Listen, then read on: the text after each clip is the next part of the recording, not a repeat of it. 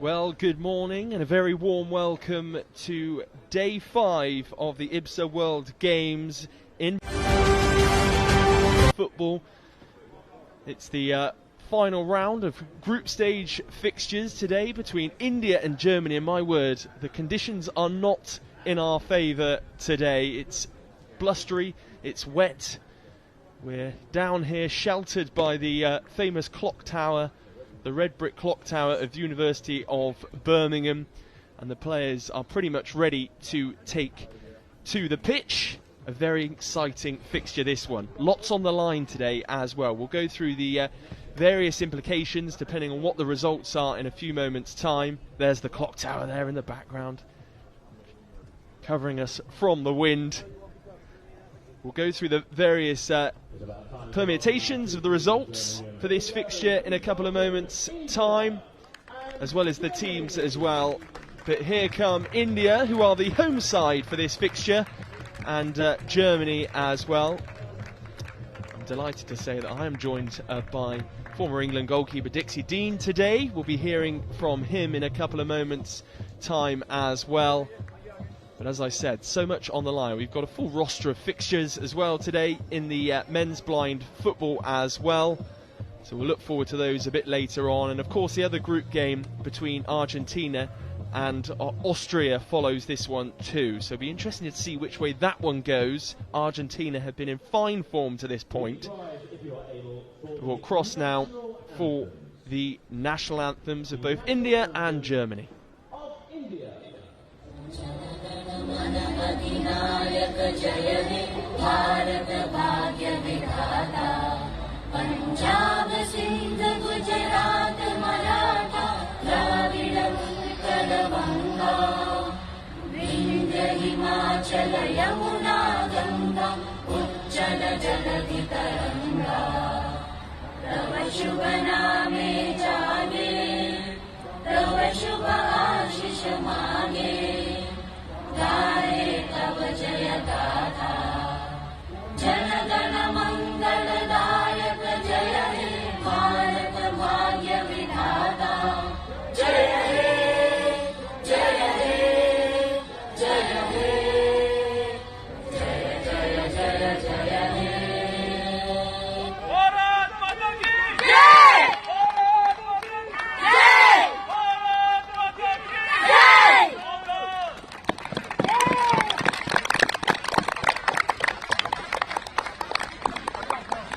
Please remain standing if you're able for the national anthem of Germany.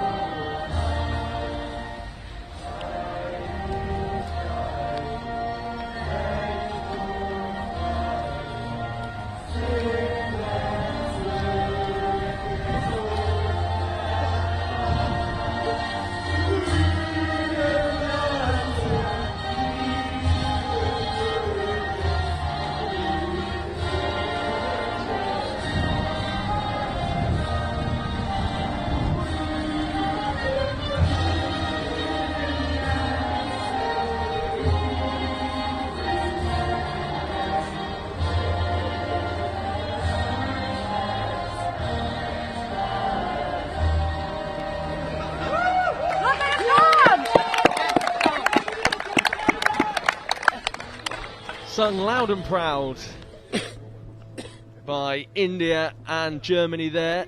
Lots of passion in the stands as well. Some hardy souls out watching this final group game as well between these two sides. As I said, India are the home side, so let's take a look at the India side first of all.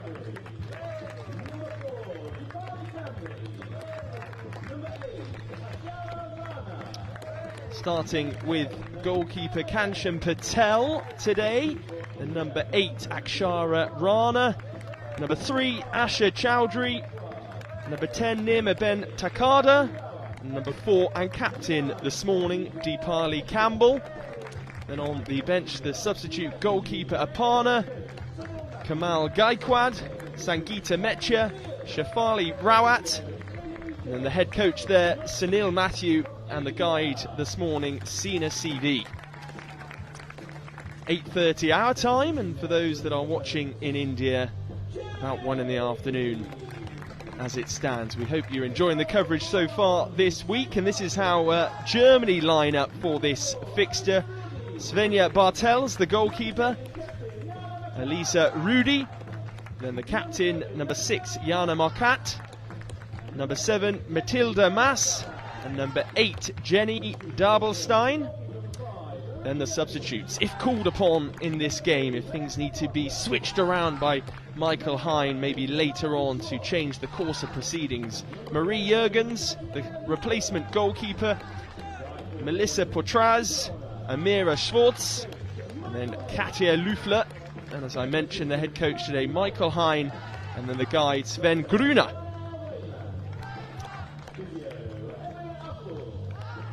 There is the clock tower in the background. Still the players line up in the middle of the pitch. Let's then have a look how things have gone earlier on this week in this Group B. It's been hotly contested. And this is how the table stands as it is. Argentina have been in fine form. 2 emphatic victories against India and Germany already this week. But how important will that narrow win for India over Austria prove to be? They're on 3 points, sitting in behind Argentina as they look to make the semi-finals. What it does mean is India need at least a draw today against Germany, and then they hope that Austria don't pull off a bit of a shock and go and beat Argentina by 2 or more goals. So fingers crossed for India in that regard, but as I say, a lot on the line. It could really swing either way. Austria aren't out of it, and it's great to go into this fixture. We know that Argentina now have pretty much secured their place in the semi-finals, but any of those 3 teams remaining could still go through. The flag bearers are making their way off the pitch. The captains have come together in the middle of the park as well, and here's the remaining fixtures for today too. Obviously the women's blind football group stages concludes. After this one we have Austria against Argentina, then France, Colombia at 12:13 Group C of the men's competition, Mali, Spain in Group C there too, then 4:30 Mexico take on Iran, and then Brazil, of course, the hot favourites for the competition, in action a bit later on against Morocco. The pendants are being exchanged in the middle of the pitch at the moment. The goalkeepers come together and share a bit of a fist pump. The India side adorned in their light blue colours. And great to see boots as well in unison across the team, all wearing orange boots for this fixture. Nice and smart. And the players will just huddle together one final time. They come over to the near side, the opposite side to the main stand, which has a few supporters in, and they're just huddling together to have those final messages given to them by the coaching staff of both national teams. And there's a really good little atmosphere. The German fans particularly are singing in the stands, and there was such passion sung during the national anthems as well. And we know, Dixie, that there is a lot on the line for this fixture. It really could go either way, but did it surprise you maybe just how impressive Argentina have been throughout this week? No, not really, to be honest. They're a really cracking side. I've seen them once or twice before, and the Argentine girls have been together for about 4 or 5 years, and it does show. Whereas I think the majority of the other teams are sort of 2 or 3 years old, and so Argentina are definitely taking a leap forward. And they, we said it in the commentary before, they play exactly the same way as the men's team. So they do a lot of switching around and passing and moving. So they're a little bit in front, so I'm not surprised that they're up there. The team that has surprised me is India. They had a fine victory over Austria. Worked really, really hard for that, and it's put them in a right cracking position. As you said already, a point from this game virtually assures them of a place in the semi-finals. So for a very young team, and as I say, only been together for a couple of years or so, they've really excelled. So yeah, excellent performance so far by them. The German girls, they're not out of it. If they get a win today, then they're potentially going to go through as well. So it's all on the line here, really.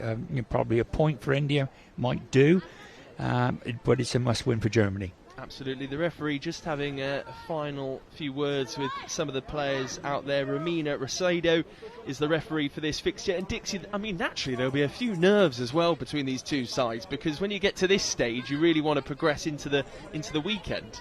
Well, exactly right. It's do or die. You are either going to get your win today and stay in the competition, or you'll be playing on Monday and Tuesday for the lower ranked playoff places. So I expect to see a few fireworks today, and I'm sure passions will run a little bit high. Absolutely. Real intensity in the warm-ups, I noticed as well. The coaching staff were particularly animated. It will be India to get us underway. As you see it on the screen there, they are kicking from right to left.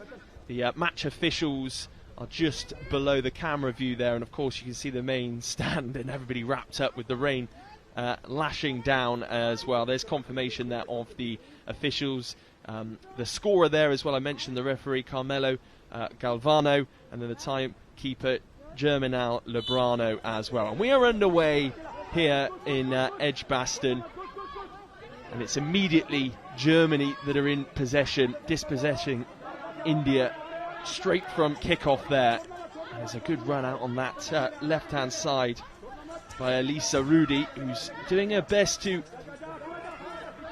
hold Rana at bay. She finds one of her colleagues. An early attack for Germany. They're coming out the blocks quickly here.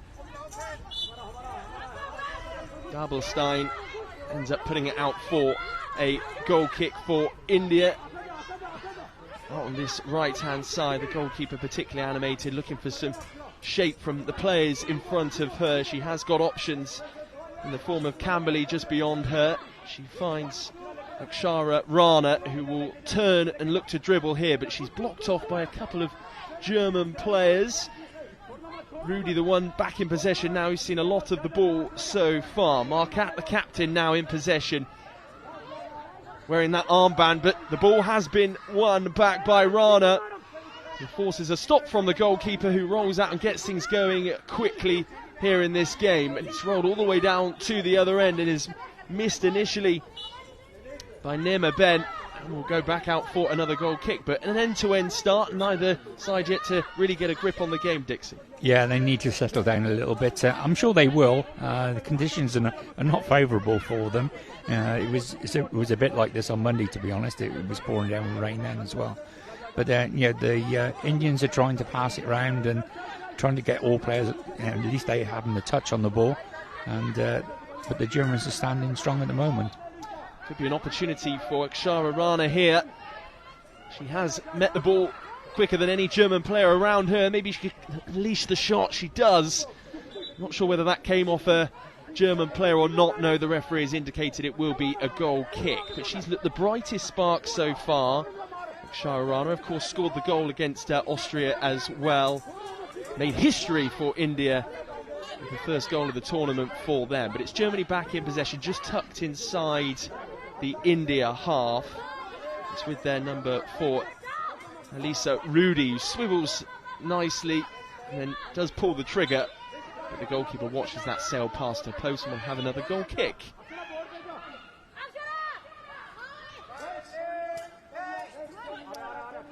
The goal clearance is sent upfield, but it's straight back into India hands. Akshara Rana swivels on the spot, and as I say, she's been the one that's enjoyed most of the ball so far in this game, but is dispossessed by Jenny Dabelstein, who looks to burst between two India players, but she's tackled really strongly by Camberley, who brings the ball away, immediately gifts possession back to the captain, Marcourt. She evades one challenge and is now up against Camberley once more, who's been a stalwart at the back so far in this game, but she's met by Marcourt, who's not giving up on the opportunity out on that far side, right in front of the sideboard. They utilise well Germany to work their way a bit further upfield, but Dabelstein now the one under pressure on this near side by Takada. Again tries to push her way through further into the India half. But it's with Germany once more. Marcourt loses possession. It ends up back in the hands of Chowdhury. Looks as though we might see a substitution in a couple of moments' time as well for India. Players warming up on this near side just in front of us. But the possession is right in and around the D of the India goal at the moment. They're under real pressure. Germany have come flying out the blocks in this game, particularly Dabelstein, who's in possession now. She's supported by Rudy. She sort of veered off to that left-hand side, and there's a brick wall of 3 India players back behind the ball on defensive duty, and they're struggling to find a way through at the moment. Germany, and Dabelstein tries to muscle her way past that India back line, but to no avail. But it's back with Rudy again. India yet to really find regular possession, and it's Rudy now that shows some real neat footwork, but is met by an India player who clears her lines, and it's upfield now back into the Germany half. A rare bit of reprieve for India out by that far side in front of the main stand, just tussling now. It's with the number 7 Matilda Maas for Germany. She's dispossessed again by Akshara Rana, and she's now supported, Maas, by some of her German colleagues who dig a way out from the back. They had to go all the way back into their own D there and find a way away from the German goal, and Dabelstein takes no chances and clears upfield. Dabelstein, the most energetic certainly in this German side, putting pressure on the India defence, and she's won back possession again high up the field. Can she continue her run? She thwarted though before she makes an attempt on goal by Nirma Ben, and Dixie, it's been a pretty intense first few minutes. Yeah, I think India have been caught between the devil and the deep blue sea a bit, really. A point's good enough for them, and they're a little bit unsure what to do, to attack, or should we sit back and just defend it. It's a dangerous game if you're going to defend right from the word go and hopefully get a draw. You've got a substitution here. So. Yes, Sangeeta Metia is the player to come on to the field. She's quickly organised by her goalkeeper. It's a 3-person wall for this corner as well, which Germany have on the near side in front of us where the main stand is. The referee blows her whistle and we're back underway, and it's with Dabelstein, who looks to shoot and almost forces another corner, but it will be a goal clearance instead. Good defending there from India. Yeah, strong defending. Just for the folks back home, with the substitution, it's like futsal. It's a roll on, roll off. Each team is allowed to change 6 times in each half, with as many as they want at half time. So we're going to see quite a few of those. First touch for the substitute Metia as well, who dribbles confidently, but she's stopped by Dabelstein. Good defensive work from the Germans. It will be, for India, a corner out on the far side. We're right down the other end of the pitch now, attacking the German goal. And the German goalkeeper Svenja Bartels is organising her wall of players as well. They look well drilled, Germany, defensively, and really up for this encounter so far. Of course, they need to try and bag a result this morning. And they're looking for their first goal in the competition too. They'll have a second corner here now, India. The referee immediately seeing the deflection there off a German player. Camberley is just lurking just inside the D, just waiting for her moment to pounce. She's closely watched, marked by Dabelstein. Here's Metia again for another touch on the ball. She's looked a real bright spark since she's come on. Dribbles past 2 players, almost has a shot on goal. Will she get a second bite at the cherry? She does, but she just puts it wide of the post. But it will be another corner Took a deflection off a German player there. I think the defender was Matilda Maas. But for a minute there, Svenja Bartels looked as though she might have her work cut out. But India have another corner and a good bit of pressure, Dixie. Yeah, since they made the substitution, I think the coaches had a look at it and they were too defensive in the first couple of minutes there. And I think he's worried about conceding a goal. So, the best form to defend is attack. It's the same in all types of football. So they've pushed up the field a good deal now, India. Good defensive work, combination of Rudy, Marcourt and Dabelstein there working together. Now it's with the captain Marcourt, who's sort of penned in up against the board on the far side, just sucked inside the Germany half. So they're still defending, trying to get further up the field and see if they can find the opening goal of this encounter. Mechia has been so involved in the action since coming on, and she just burrows her way through a few Germany players, and she could be away on goal here. There's an opportunity for Mechia. She's tucked inside the D, but there's 3 German players swarming around her. She's still in possession though, doing so well to keep hold of it.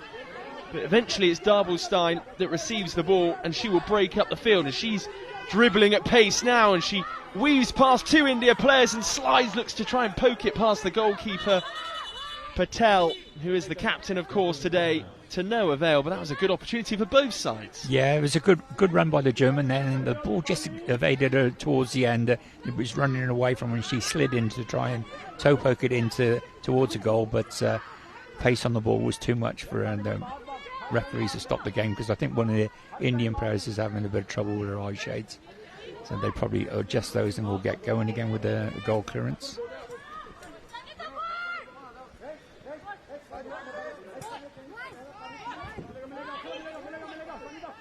We're back under running here. Dabelstein again, who's probably of every player has seen most of the ball in this first half, but it's now with Mechia, who's seen so much of it since she's come on. She dispossesses the Germans, just tucked inside the German half as it stands. The rain's still teeming down here in Edgbaston, Birmingham. It's been a fantastic competition so far. We've had sun the last couple of days, and unfortunately today things have taken a turn. India defending inside their own half.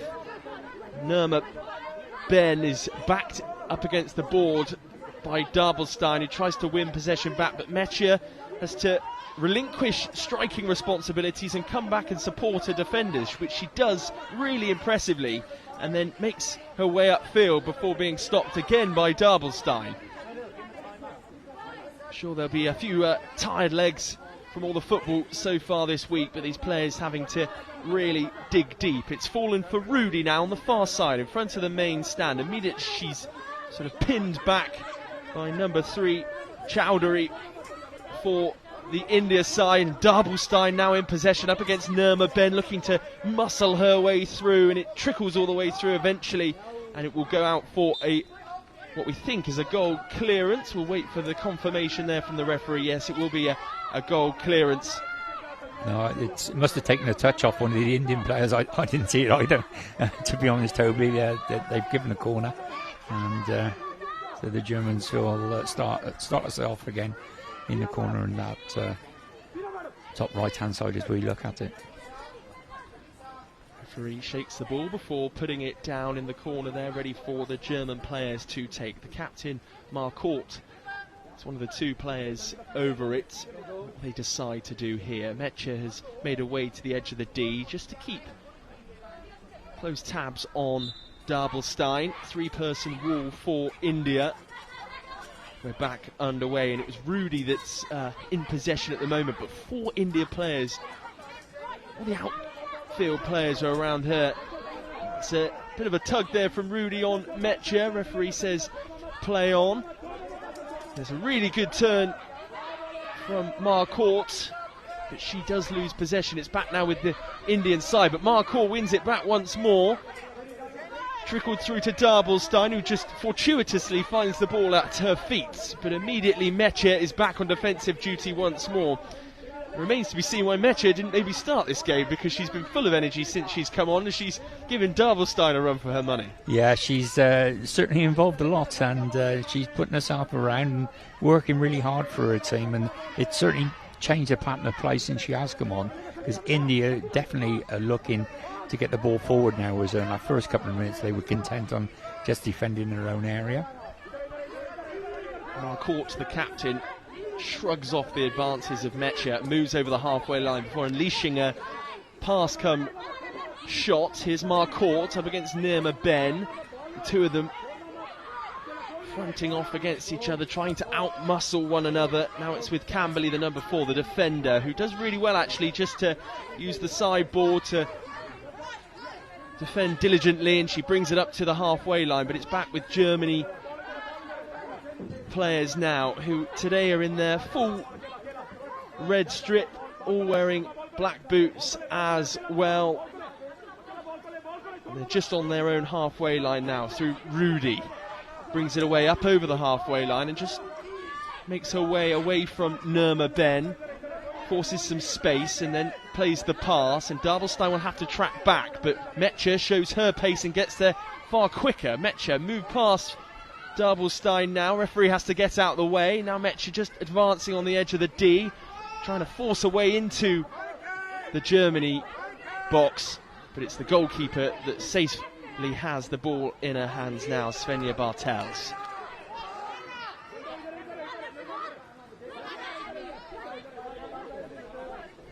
Germany break down this right-hand side, but it's good defending from Nirma Ben. Camberley supporting her colleague as well, and does really well to force India further down the field. And here's Mecha, who uses some real skill just to scythe her through the defence. Opportunity here for India. Mecha so close from pulling the trigger. And she has another sight at goal now. A bit of hesitancy at the back from the German defenders, but thankfully for them, Svenja Bartels now has the ball in her hands. But we've been mentioning her name endlessly, Mecha, since she came on, and she's been full of beans. Yeah, she's certainly made a massive difference to this game and to the Indian team. She's just all over the place, and she's leading the line really, really well for India. Good defending there from Camberley, just as Dixie was talking. The ball trickled all the way through towards the India D from the clearance from Svenja Bartels, and she just hooked the ball away with her foot and just alleviated any danger that there was on the India goal. But Dabelstein is living precariously on the edge of her own D here. Mecha with another opportunity, just trying to move German players out the way. She shoots but just misses her kick ever so slightly. Svenja Bartels desperate to pick the ball up, and eventually Mecha just moves the ball, thankfully for the goalkeeper, straight into her hands. But that was another chance there for the India number 9. Yeah, the German goalkeeper there, you could see her. The ball was just outside the penalty area, and she's going forward for it, but obviously she can't. If the ball's outside the area, she can't touch it. She's going to give away a penalty. At the moment, one of the German players is refastening her laces, so the referees have stopped the game.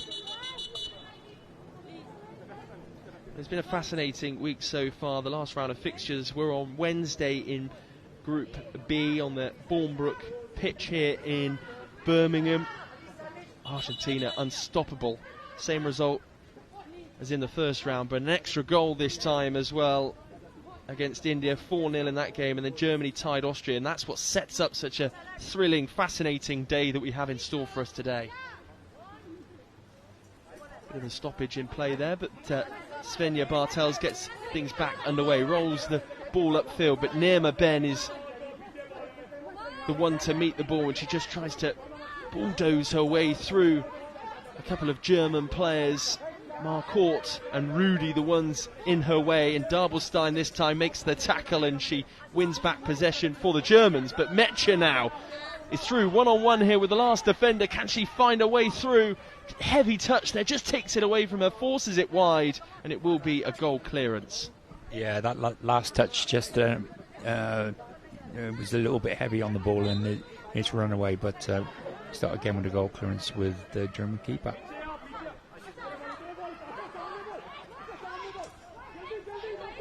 Is there time here for Germany to find a goal before half-time? 1 minute 24 left on the clock as it stands. Some very animated coaching staff just down beneath us, barking orders at their players, making sure they're well drilled and keep their full focus throughout this entire game, because they want to be in contention for a semi-final spot this weekend. Mecha back involved in the action, as we've become accustomed to in this game. Camberley in support of her.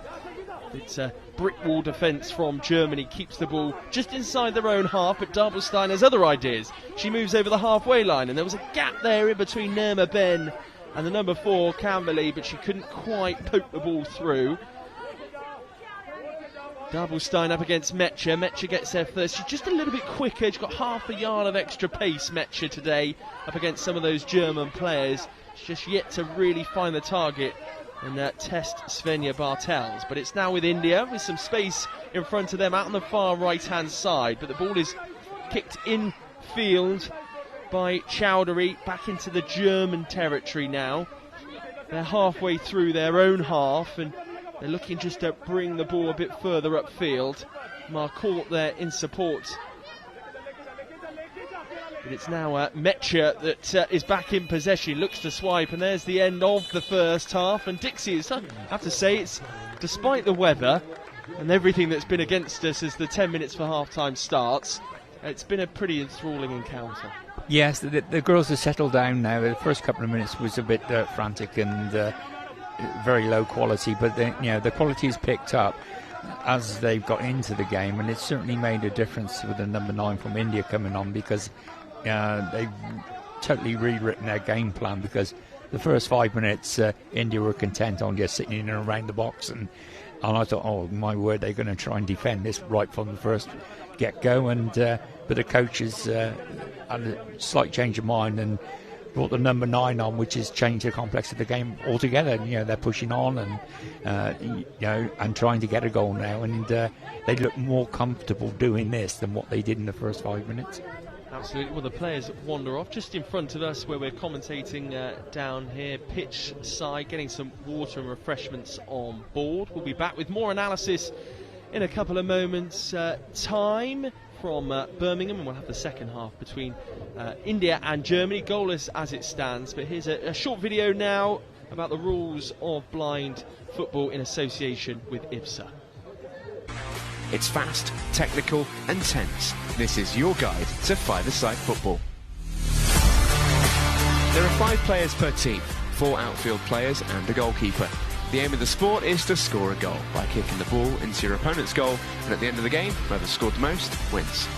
Players must wear eye shades to ensure that all players have the same level of vision. That is apart from the goalkeepers, who aren't required to wear eye shades and can be fully sighted. Their job is to keep the ball from going in the goal behind them. But how do the players on the field know where the ball, or indeed the goal, is? Well, the ball in blind football is specially designed to make sound whenever it moves. Also, each team has a guide behind the opposition goal to help direct them. Each player is required to shout "Voy" when going for the ball. This ensures every player has the cues they need to help build a picture of what's going on and what to do next in defence or attack. To help this, total silence is required from the crowd until a goal goes in.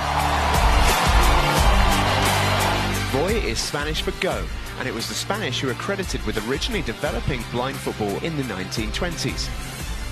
As well as the Paralympics, teams from all corners of the world can compete at World, European, Asian, African and America's Championships, as well as a World Grand Prix. Blind football can be played by both men and women, with the historic first Women's World Championships coming up in 2023. So what are you waiting for? Give it a try.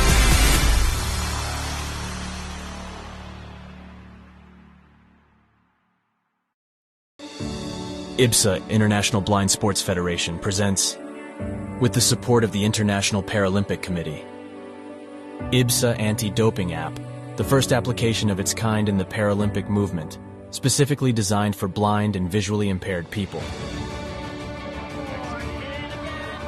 Athletes, coaches, medical staff, managers, and the public in general now have a powerful tool to stay focused on the principles of clean sport. Scrolling down the main menu, you can find all the important themes you need to know to play fair and be alert to testing procedures and necessary adaptations for athletes with visual impairments. IBSA gives top priority to anti-doping control, being the only international federation with 3 sports in the Paralympic family: goalball, football and judo. IBSA anti-doping app has external links, namely to WADA, where our sport agents can always find the most updated information, especially the list of prohibited substances and methods. Glory in sport can only be achieved by the athlete's awareness of their rights and responsibilities. You can find them on the IBSA anti-doping app.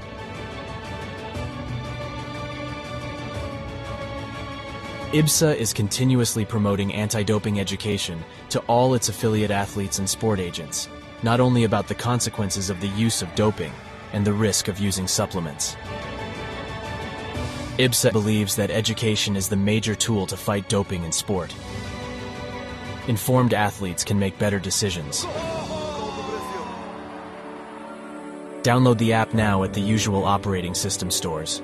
And ladies and gentlemen, we have seen history being made today. Such a great team at these championships. IBSA. Beyond sight. Feel the sport.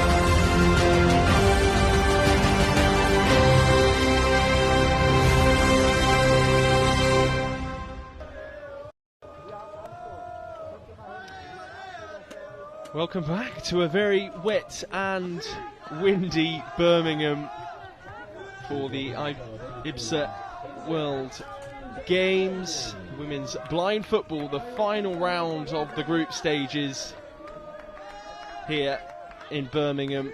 Lots on the line in this fixture. It's currently goalless though between India and Germany as it stands, which suits India more than Germany, you have to say, in this game. Argentina, of course, have been very strong so far this week. They've scored 7 unanswered goals in their 2 fixtures against these 2 sides that we're watching right now, and then they face Austria in the next game, and that will decide ultimately who progresses through to the semi-finals. But it's going to be Germany to get us underway in this second half. They will be kicking from right to left as we see it on the monitor here from the main stand. Is out on that far side. I'm joined as ever by Dixie Dean, who's been with us throughout this week, and you've been really impressed, Dixie, haven't you, with the level of football and the whole tournament in itself this week? Yeah, the tournament's absolutely great. There's been some really competitive games, and most importantly, they've all been played in the right spirit. We've seen very few red and yellow cards, which is great, and. Well, Lisa Rudy there, just as you were talking, Dixie made a bolt through on goal, straight into the attacking third and into the D as well, but her last touch was just a bit heavy. Yeah, the last touch was a bit heavy, it's run through to the keeper. Now, as I was saying, the atmosphere is absolutely great, and I'm stopping up in the village, and there's 1,700 athletes stopping up in the village, because there's a range of different sports taking place at this time, and everyone's mingling with each other and sort of chatting about their sports, and it's really, really nice and very friendly, lovely sort of atmosphere around the place. Well, it's been an electric start to this second half. Germany know they need to do something and do something fast in this game. They spent most of the time in their attacking third, but we're back in the middle third of the pitch inside the Germany half at the moment. It's with the number 8, Akshara Rana, who of course scored the only goal for India so far in this competition. The 12-year-old striker, probably the youngest at the games, fired in the winner in the 8th minute of the second half in the Group B match earlier on this week, setting her own personal milestone. It's the first time any Indian women's football team has competed on the world stage. Memorable occasion to seal it with a victory as well. Germany, though, in possession in the middle third. Dabelstein pegged up against the wall out on that far side, just trying to organise herself ever so slightly. I believe there's been some substitutions at half-time as Matilda Mass tries to force her way through. She's just inside the India half. Dabelstein now just gets a bit wrong-footed, but then recollects the ball, but is dispossessed very quickly by Akshara Rana again, who's just running along the line of the halfway line in the middle third of the pitch at the moment. She's right up against the sideboard here in front of the stand where the match officials are sitting. Still in possession though, Akshara Rana, and she moves now into the Germany half and looking to find a way into the attacking third as well, but she's marshalled further out wide by Matilda Mass, who's well supported as well by Jana Marcourt. The two of them combining to keep the striker at bay, and eventually Germany do come out on top, but it's not found its way into the goalkeeper's box, and there's more defending to do, and it goes out for a corner off Dabelstein, and a chance now for India, the first real chance for them in this second half.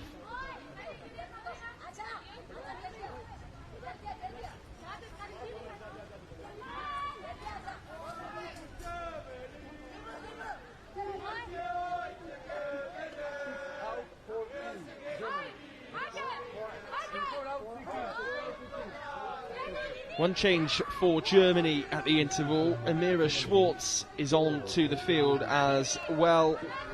But Dabelstein remains, Matilda Mass and Jana Marcourt.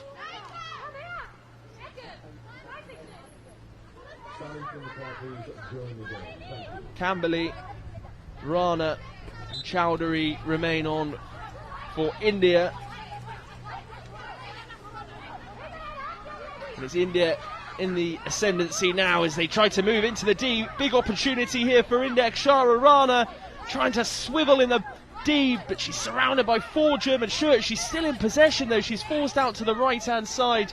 The attacking third just tucked inside the D. The ball is still in play though, precariously close to the goal line on this near side. She's yet to really trouble Svenja Bartels, but she's still going. She's doing so well to keep the ball at her feet, and eventually Dabelstein intervenes. But it's won back once more by her opposite number, Akshara Rana, and eventually it goes out for a corner. But that was formidable work up top there, using all of her strength and might. Yeah, she's got the whole German team sort of all around her, and the guy behind the goal has given her all the instructions that she could possibly can. There was one instance there, during that little movement, she lost her bearings a little bit and kicked the ball slightly the wrong way. But the guy behind the goal is giving the players instructions on where she's located and where the goal is and where all the German players are. But I don't think she needed telling that because she could feel them. We've got another corner. Another corner, and just to confirm as well, we know we saw Sangeeta Mecha come on in the first half, and she was a real live wire. She has gone off at half time herself, so that was just the one change for India. Corner though for them, out on that far side in front of the main stand, attacking the German goal. There's 2 German players just tucked on the goal line, protecting the near post for Svenja Bartels. Then number 6 there, the captain Jana Marcourt, forms the third player in the wall, but it's spilled out to Matilda Maas, who now will look to regain possession. Moves forward cautiously and immediately is stopped by Indian players that sense that Germany are out for blood in this second half as they look to try and find the opening goal of their campaign. All the way back inside the defensive third of India, Nirma Ben tries to clear her line. She just miskicks ever so slightly, and Chowdhury eventually ends up helping out her colleague. And this is a lovely run from Chowdhury up over the halfway line, still in the middle third. There's 3 German players beyond her to find a way past, but they're committing numbers forward here, India. Akshara Rana is staying well and truly inside the India attacking third to try and keep pressure on Svenja Bartel's goal. Back with Germany though, all 4 of their players are in their defensive third, trying to keep India at bay, force away further up the field. Amira Schwartz, who's come on at half time, just ends up punting the ball long, hoping that she had German players beyond her, but unfortunately it's gone all the way out for an India goal kick. Yeah, it's just to relieve the pressure a little bit. The Germans just booted it forward. India are doing particularly well here. There's a saying in football, the best way to defend is to attack, and that's what the Indian team are doing. And this result, as it stands, is no good to the Germans at all. So they need to get the ball moving towards the other end and start committing players forward. Back inside the Indian defensive third, but Germany have committed numbers forward here through Dabelstein and Marcourt. It will be Marcourt to bring it forward. Lovely dribbling into the Indian attacking third, but she's thwarted just before she looked to maybe pull the trigger. Yeah, the Indian defenders lost their eye shades there, so the referees will stop the game and get that equipment put back on. As you can see there, they're well patched up underneath the eye shades. So if there are any players out there with a little bit of light perception or anything, they do make it a level playing field, because there's iPads on, then there's tape on the top of that, then there's black tape eye shades on top of that. So it does make it a level playing field, and the referees are checking those eye patches on a regular basis just to make sure that everyone's playing on the same level and no one's seeking to gain an advantage. Thank you very much, Dixie Dean alongside us for all of our commentary fixtures this week. We've made you work very hard, Dixie. Hopefully you won't lose your voice by the end of the week. We need you into next week as well. Yeah, I've really enjoyed it. It's one of my first, I have done one tournament before, but yeah, I particularly enjoyed this, and it's great to see. I've been involved with blind football for a quarter of a century, and to see it expand and grow, yeah, it fills my heart with joy, really. Absolutely. So much enthusiasm here as well, even on a damp day like today too. And just as Dixie was talking there, you didn't miss any of the action or anything. There was one shot at goal, well blocked by the German side. What a turn that is by Akshara Rana. She moves into the attacking third as well. Can she just angle her body before having a shot? She does shoot. It's well wide in the end. Doesn't trouble Bartels. But again, showing real talent. You can see for such a young person why she's impressed already this week. Yeah, she works really, really hard. But as I say, when she took the shot there, she was slightly off balance, and that's going to run through for a goal clearance at the other end. India will restart with a goal clearance. Bit of a tricky position that India find themselves in, because of course they, at all costs, don't want to lose this game, but a draw would be enough. So how many players do they kind of commit forward with just over 8 minutes left on the clock? It's with Germany though in the middle third through Darbelstein, and she sneaks through a gap there between two Indian players, and she moves into the attacking third out on that far side just in front of the main stand as the handful of spectators watch on. But it's back now with Germany. Well tackled by Marcourt right on the halfway line as she moves forward with real gusto and swivels in between a couple of players, and then is stopped by Camberley, who looks to shield it before her goalkeeper, and eventually she's forced to put it behind for a corner for the German side. This is better by Germany. This is what they need to do. As I said already, a point to them is no good. They need to pick up the 3 points here. So they have got to push on and commit players up front. A three-person wall right on the edge of the box, sort of halfway between the box and the D for India. The goalkeeper Patel taking absolutely no chances, and Germany take it quickly and almost catches India off guard. Referee's whistle has blown. Yeah, there's a bit of confusion reigned there. The Indian goalkeeper was still arranging a wall, and what are they giving you? I think they're going to retake the corner kick. I think, as I said, the Indian goalkeeper is still arranging a wall, and I think a whistle went and the corner was played where it shouldn't really have been played at all. So we're going to restart with a corner.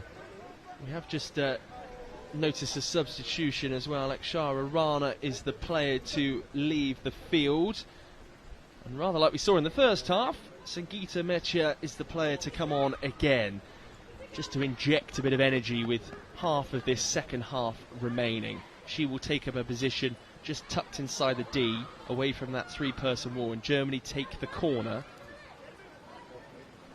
Struggling to find a way out at the moment though. Just on this near side, still inside the India defensive third. Marcourt, the captain, in possession now, and it's gone from left to right out to that far side in front of the main stand as they come now through Darbelstein, who shoots really powerfully, but it just flashes across the face of the goal. We're back out on this left-hand side now, just again on the edge of the D. Schwartz, though, finds a way into the D before an India player gets in the way. Rudy this time will bring it out, but she's gone horizontally across the pitch out to that left-hand side through the middle of the D, trying to force a way further upfield, and now she'll utilise the sideboard as well to get away from the marker. It's end-to-end stuff really this, and both sides being dispossessed on a number of occasions, yet to really control the kind of game. But India have probably had the better chances of this second half.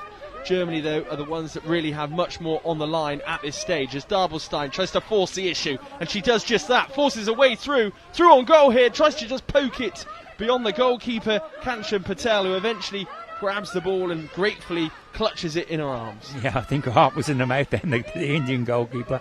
I thought the German player had nutmegged her there for a moment, but she recovered herself really quickly and managed to get her hands down on the ball.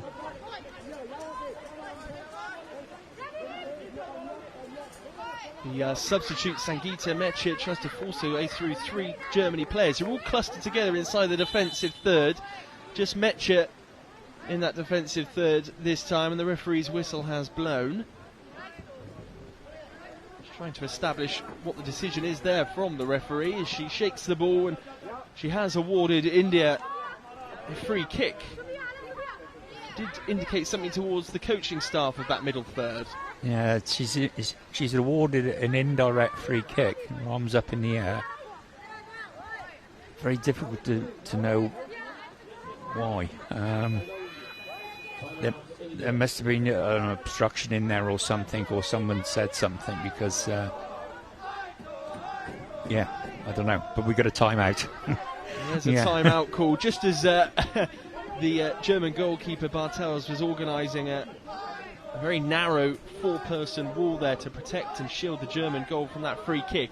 And really, as the time ticks away now, we're going to get into the nervous end of this game. We've got 5 minutes and 53 seconds left on the clock, and pretty sort of timely timeout, and just a reminder really, I guess, Dixie, probably from both coaches, to keep concentration in these closing stages. Yes, and towards the last 5 minutes of every game, the concentration levels do dip a little bit, because I was explaining earlier in part of the week, with blind football, it's not the physical side you get tired, it's the mental side, because you have to concentrate so much. These players, whereas a sighted player, you can just have a look around, you know where you are. They can't do that, so they're concentrating all the time. Where am I on the pitch? Where am I? Where have I got to go? Where's the goals? Where's my coach? So all these things, and they tire you out mentally, and you get lapses in concentration as you get sort of mentally tired. But they we're in a bit of a tent behind the goal, and it's lashing down that much. We're actually now closed off from the outside world, and we're commentating off screen, so it's not very helpful when we saw that last decision by the referee.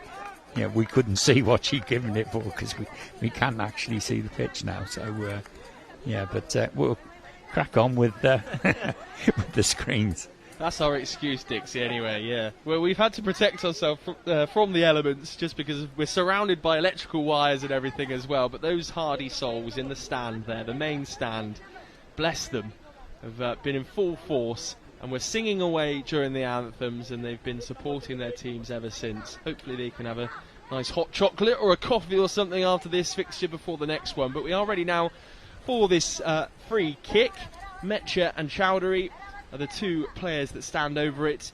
And then the German players just on the edge of the D, inside their defensive third, are just forming a sort of diamond formation to protect the near post of Svenja Bartel's goal. It's taken quickly, and it's a intricate free kick which Mecha tries to take away, but Dabelstein read the path of the ball brilliantly to send the ball further upfield. But Mecha, not one to give up on an opportunity, chases back, and now she makes her way forward, and she's in the attacking third now for India, looking to make her way past the defenders. Marcourt is the player standing her up, and she's eventually sorted by Matilda Maas, who gets in the way as well, who's a slightly quicker, slightly taller player. Tries to move Germany out of their defensive third, and there is a slight trip there, and Marcourt falls to the ground, but she's back on her feet very, very quickly before any India player can get their hands on the ball. Marcourt is the one to win the ball back, and she's still battling on here, now just on the edge of the attacking third inside the India half, and it's end-to-end stuff. India now back in possession through Mecha, out on that far side, right up against the sideboard, still in the middle third, but eventually she makes her way over that dotted line to find a way, or at least in the direction of the German goal. But Mathilde Maas is the one to bring the ball away. India win it back again though, and it's up against the sideboard, and there's a real cluster of both Indian and German players just trying to hold onto the ball for more than a couple of seconds at the moment. It's real scrambled stuff, frantic stuff. It says 4.5 minutes now left on the clock for one of these sides to find a winner, but a German player was further downfield, Dabelstein inside the D. She didn't quite read the path of the ball, and it goes out for a goal kick. Yeah, I think we've got another substitution taking place or something. Just you had the who to go off, but better by the German side. I'd say the time is running out for them, so they need to get the ball forward. So we got a German substitution here. Marcourt is the player to come off, donning the captain's armband, and on comes Elisa Rudy. Maybe just some tired legs, but Rudy was itching to get onto the park and make an impact as the goalkeeper rolls it out a bit prematurely there. Referee not happy for play to continue. Yeah, there seems to be a little bit of confusion between the two referees there. The one referee wanted to get the game started, and the other one wasn't so keen. She did the restart wrong. She dropped it in front of the goalkeeper. It was a goal clearance when the ball went out, and the other referee thought it was an official timeout. So, she got the starting procedure wrong.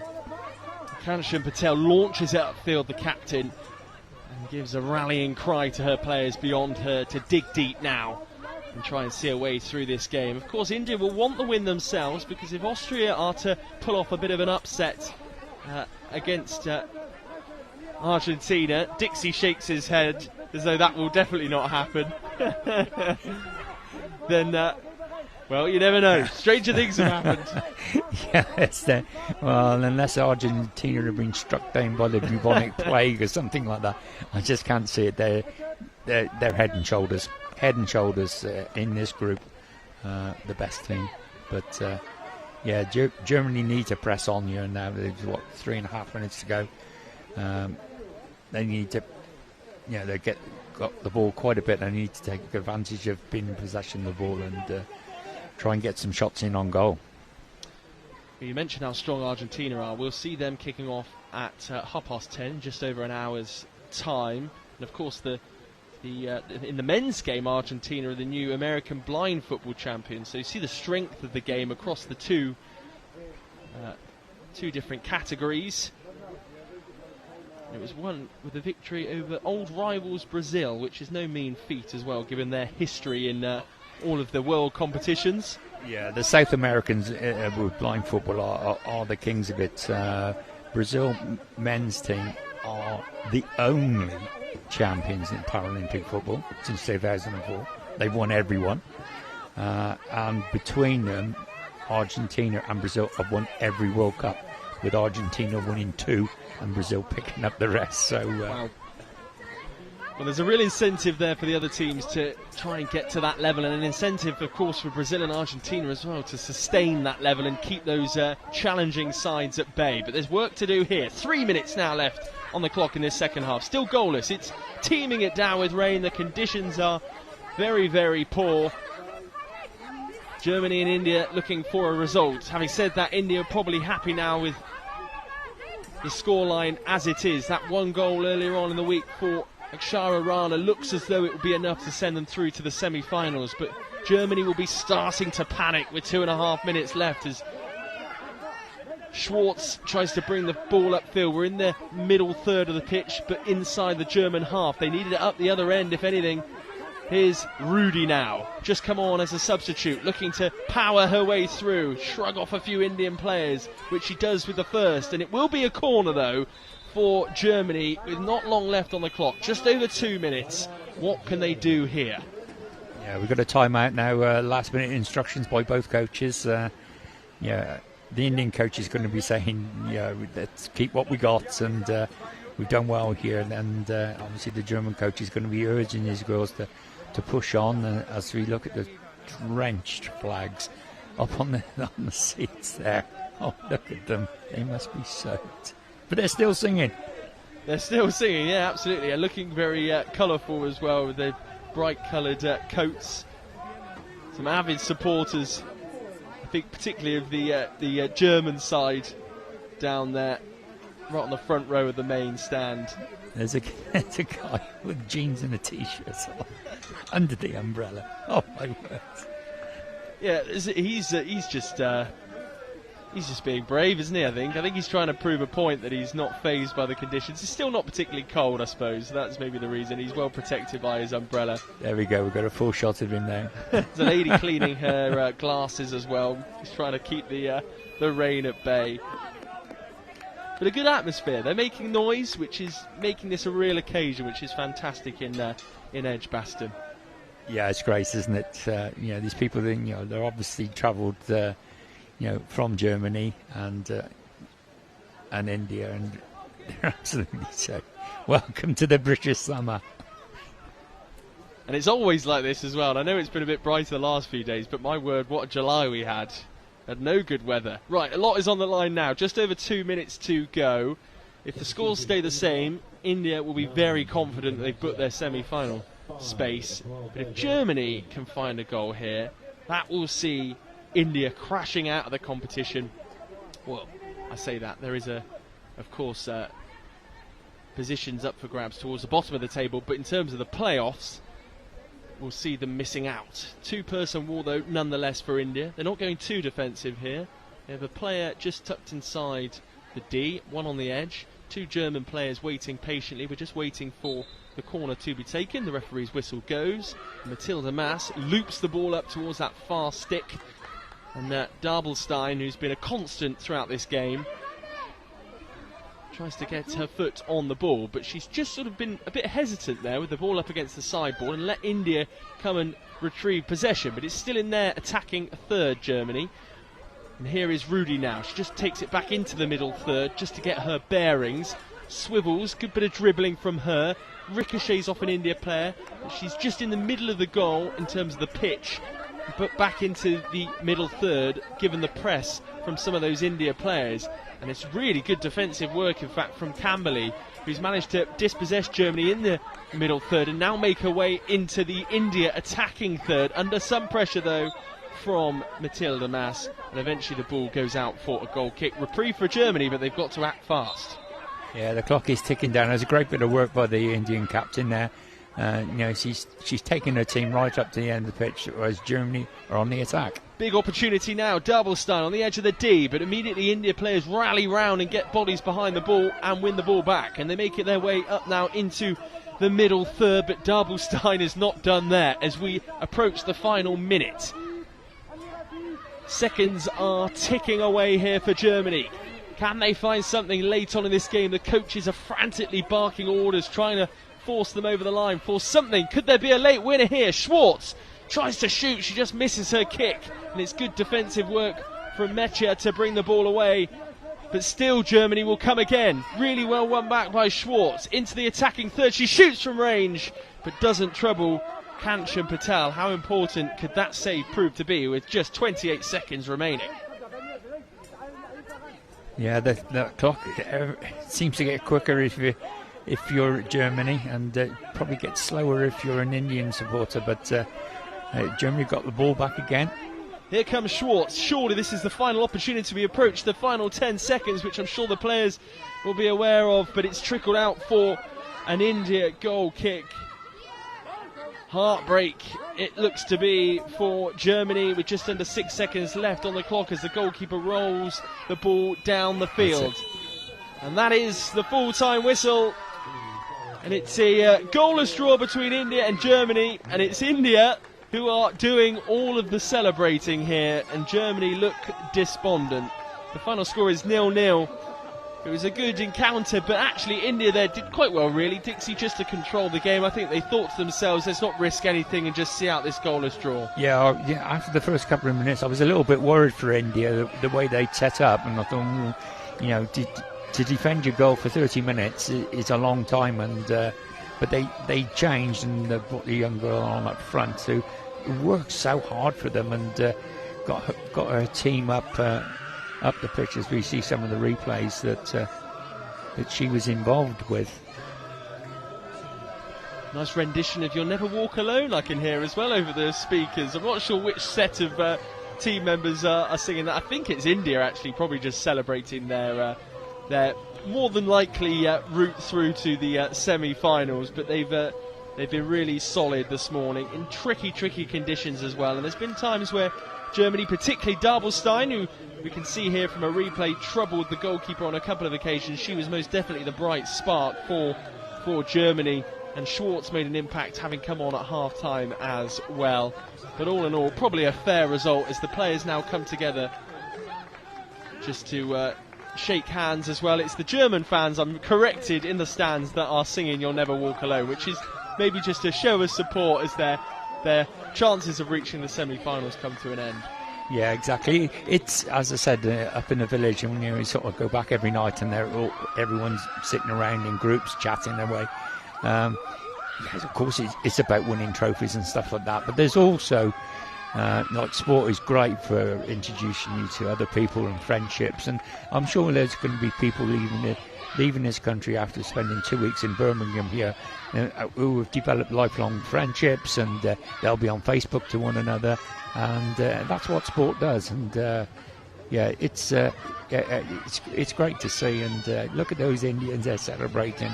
They think they're there, and I think they're there as well, to be honest. I think you've given them your backing as well, Dixie, but they're not there mathematically yet. Remains to be seen. We'll have the next game, of course, in an hour's time, but you can see that only go one way. That's, to me, it's Argentina. I don't know if we noticed there, but one of the Indian coaches is an ex-England player, Karen Seal. He was on the peripheral there. I can't see him there. No, that's not him. That's the Indian coach. But he was on the pitch there, and Karen's been working with these girls for a couple of years, and he tells me they're a right lively bunch, and he's really enjoying his life, sort of doing a little bit of coaching with the Indian team. Absolutely, a massive advocate for the game, I'm sure, as you are, Dixie, too. So there you have it, goalless in the opening fixture of day 5 of the blind games here. It was a good game, goalless in the end, but India seem to be confident they've done enough to see their way through to the semi-finals. Austria, though, might have other ideas. They face Argentina at 10:30 in an hour's time. Then we head to the men's competition: France, Colombia, Mali, Spain, Mexico, Iran, and then Morocco, Brazil is the final fixture to round things off at 6:30. We'll be back at just after 10:20 for Austria versus Argentina to conclude Group B of the women's blind football. We'll see you then.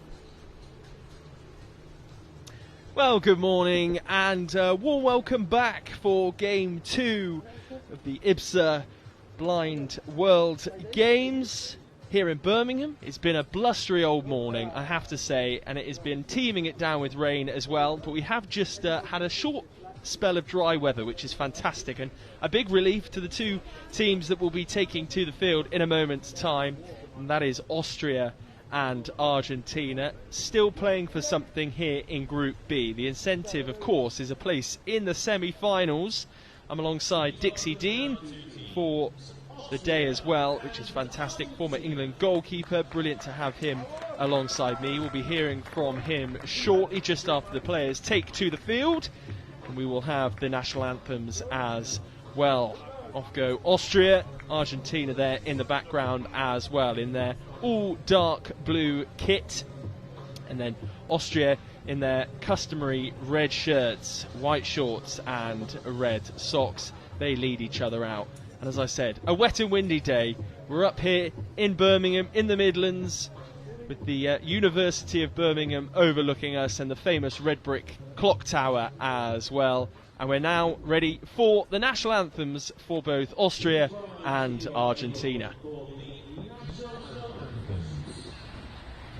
The national anthem of Austria.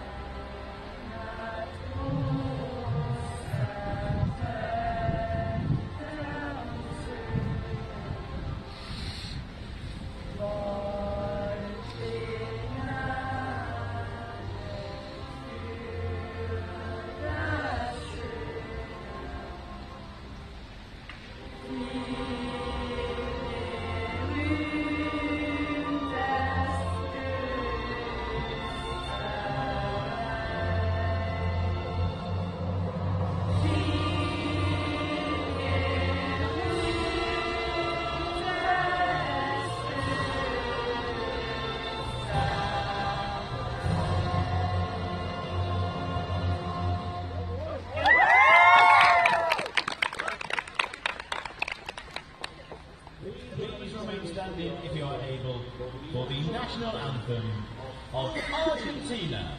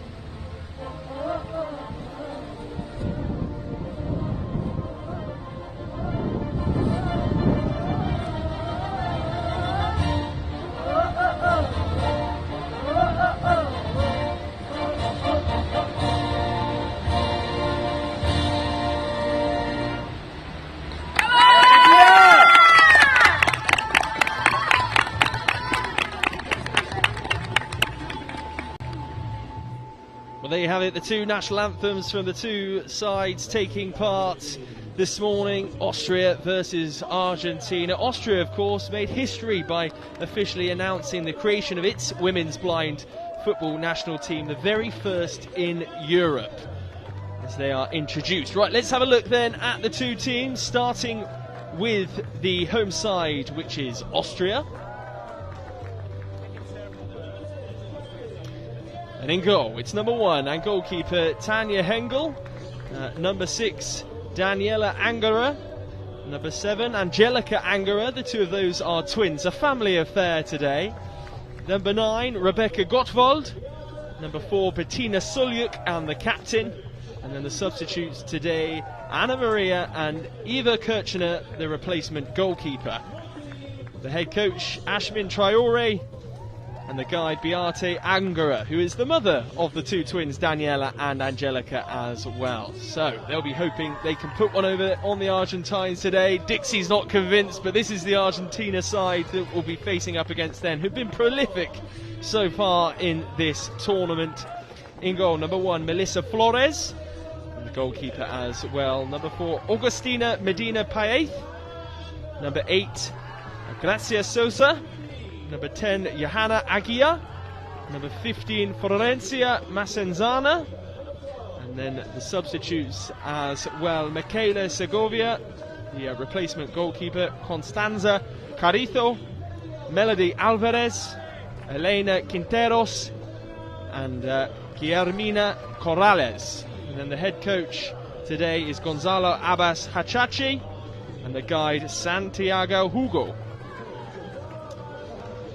And this is a really strong Argentine side. Of course, there's still a lot to play for here for Austria. They'll be hoping to cause an upset, but Dixie, 7 unanswered goals for Argentina so far this week. We know how strong the men's side are, and this side have proved that they're up to that level as well.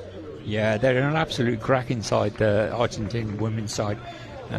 Scored 7 goals and conceded nothing in the 2 previous games. And so I think it's... Personally, I think it's going to carry on in a similar vein in this game. But you never know. Austria might come up with something that we haven't seen before, and they've got plenty to play for, because they could, if they beat Argentina, they're going to nudge out. They'll nudge out the Indian team that we've just watched for the second place and get through to semi-finals. So, yeah, it could go either way. But if I'm listening to my head, it's Argentina. I'm pretty sure that's the way it's going to go. Well, the referee has just brought the 2 sets of captains together, and the goalkeepers just for a last-minute discussion in the centre circle. So this is the Group B table as it stands. Argentina are top, 2 wins, 6 points to their name. India was celebrating like they'd qualified for the semi-finals already earlier on, and Dixie's convinced that they have anyway. They've won 1, drawn 1 and lost 1, 4 points, second in the table as it stands. Germany didn't win any games, drew 2 and lost 1, 2 points. And then Austria had this one final opportunity then, and they'll have to score 2 goals today against Argentina, 2 unanswered goals, to leapfrog India in the table and take that second spot to tee up a big semi-final draw tomorrow, in fact, on Saturday, which should be very, very exciting. Of course, the top 2 teams from the 2 groups have been very strong throughout this competition. Japan winning Group A, Argentina looking like they are set to win Group B as well. So the 2 sets of players just gathering together. The Austria side on this near side just tucked up against the sideboard, just having last minute instructions given to them by their head coach. And these are the fixtures that we have in store for you today, of course, starting now with Austria versus Argentina. We had that result from earlier on, that goalless draw between India and Germany. It was a fantastic game nonetheless. 12:30, France take on Colombia. That will follow this in the Group C of the men's game. Mali versus Spain, Mexico versus Iran, and then Morocco versus Brazil a little bit later on at 6:30. So a full roster of fixtures for you to enjoy today wherever you are watching around the world. I'm sure there's plenty of you that are tuning in from Austria and Argentina as well. Fantastic to have you along with us for this today. I'm sure the weather where you are is far better than what it is here. It is wet and cold. Of course, it's mid-August here in the UK, and we're yet to see any sun this summer, which is very disappointing. But then we're sat in a little gazebo, Dixie, and we're dry, so we don't mind too much. Yeah, we're totally enclosed in this gazebo, so we haven't got a view of the pitch at all. So we're commentating off screens at the moment. Hopefully it'll stop raining and we'll be able to open the doors a bit so we can actually see the pitch. But yeah, going back to the Austria team, Bettino, who plays up front for Austria, the number 10. she's a likely source of any good that's going to come from Austria, in my opinion. She's been playing the game for a good few years now, and in the 2 previous games, if anyone was going to score, it was likely to be her. So I think Austria will be sort of relying on her a little bit to get them forward. Absolutely. Well, it will be Argentina to get things underway. As we face it here from our view, Argentina are kicking from left to right, and they're straight on the attack as well, and really troubling early on in this game. Austria looked beaten all ends up there. It will trickle out for a goal kick, but that was a fast start, and immediately Argentina showing what they're all about. Yeah, it was a slight miss kick by the number 10 there. She should have taken it with her left foot, and it's hit her right foot and gone out for a goal clearance. Here's Garcia tracking back. Sulyuk, the name of the player that you mentioned a few moments ago, Dixie, immediately on the ball. The first touch of any Austrian player, but it is Garcia that brings the ball away, and she's collided with an Austrian defender there, but it's still Garcia looking to twist and turn and find a way through. Gottwald is doing her very best to keep the number 8 at bay. The referee's whistle has gone. Yeah, it's a corner to Argentina, and I think this is going to be the pattern of the play, really. The Austrian defence is going to have to work extremely hard to keep the Argentines out.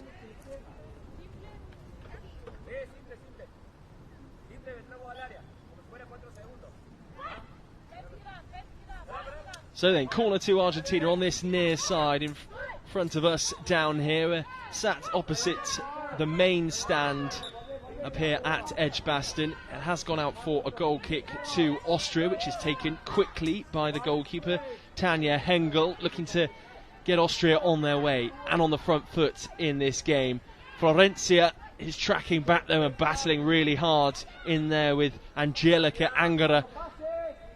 And unfortunately for Austria, they'll have to watch the goal kick, which again is taken very quickly, sent upfield, the looping throw. Gottwald on defensive duty, but a bit of a collision between both Gottwald and the captain Sulyuk means it will be a corner for Argentina. And that was a bit scrappy at the back there from Austria. Yeah, the two Austrian girls not communicating with each other then, and they got in a bit of a mix-up, and they've put the ball over the line for a corner to Argentina. Taken quickly. And here is their number 8, Sousa Garcia. It's really good, strong defensive work, though, to push Garcia back further up the field. Sulyuk again, leading from the front as captain today, but Garcia, lovely footwork, just toe pokes it through, looking for Johanna. The pass is too strong in the end. That's that far side and goes out for a goal kick for Austria, but she looks like the real sort of live wire in this Argentine side. Yeah, based on the 2 previous games, both the 8 and 10 who play up front for Argentina, they link up really, really well with each other, and they will be passing it around and trying to create some space.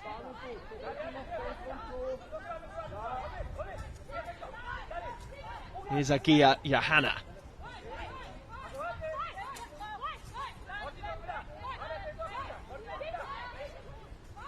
Agia still on the ball here, doing really, really well to keep possession. She just uses the sideboard to find her colleague in the middle third now. Nice bit of footwork from her, and she recognises she has a player out to her right hand side who she picks up, and it's now Sousa on the ball. She just swivels away nicely from Sulyuk. Still going, Sousa needs to try and prod it through, doesn't find her intended target. Massanzana now on the ball, looking to find a way into the Argentine attacking third, does just that, pokes it through into the D. And as Agia tried to swivel and shoot, she was sort of manhandled to the ground by Gottwald, and she looks as though she's picked up a bit of an injury here. Yeah, she's taken a little bit of a knock there. It was good defending by the Austrian. She's got really tight to the Argentine number 10, and a little bit of pressure meant the number 10's lost her footing and put the ball out for a goal clearance.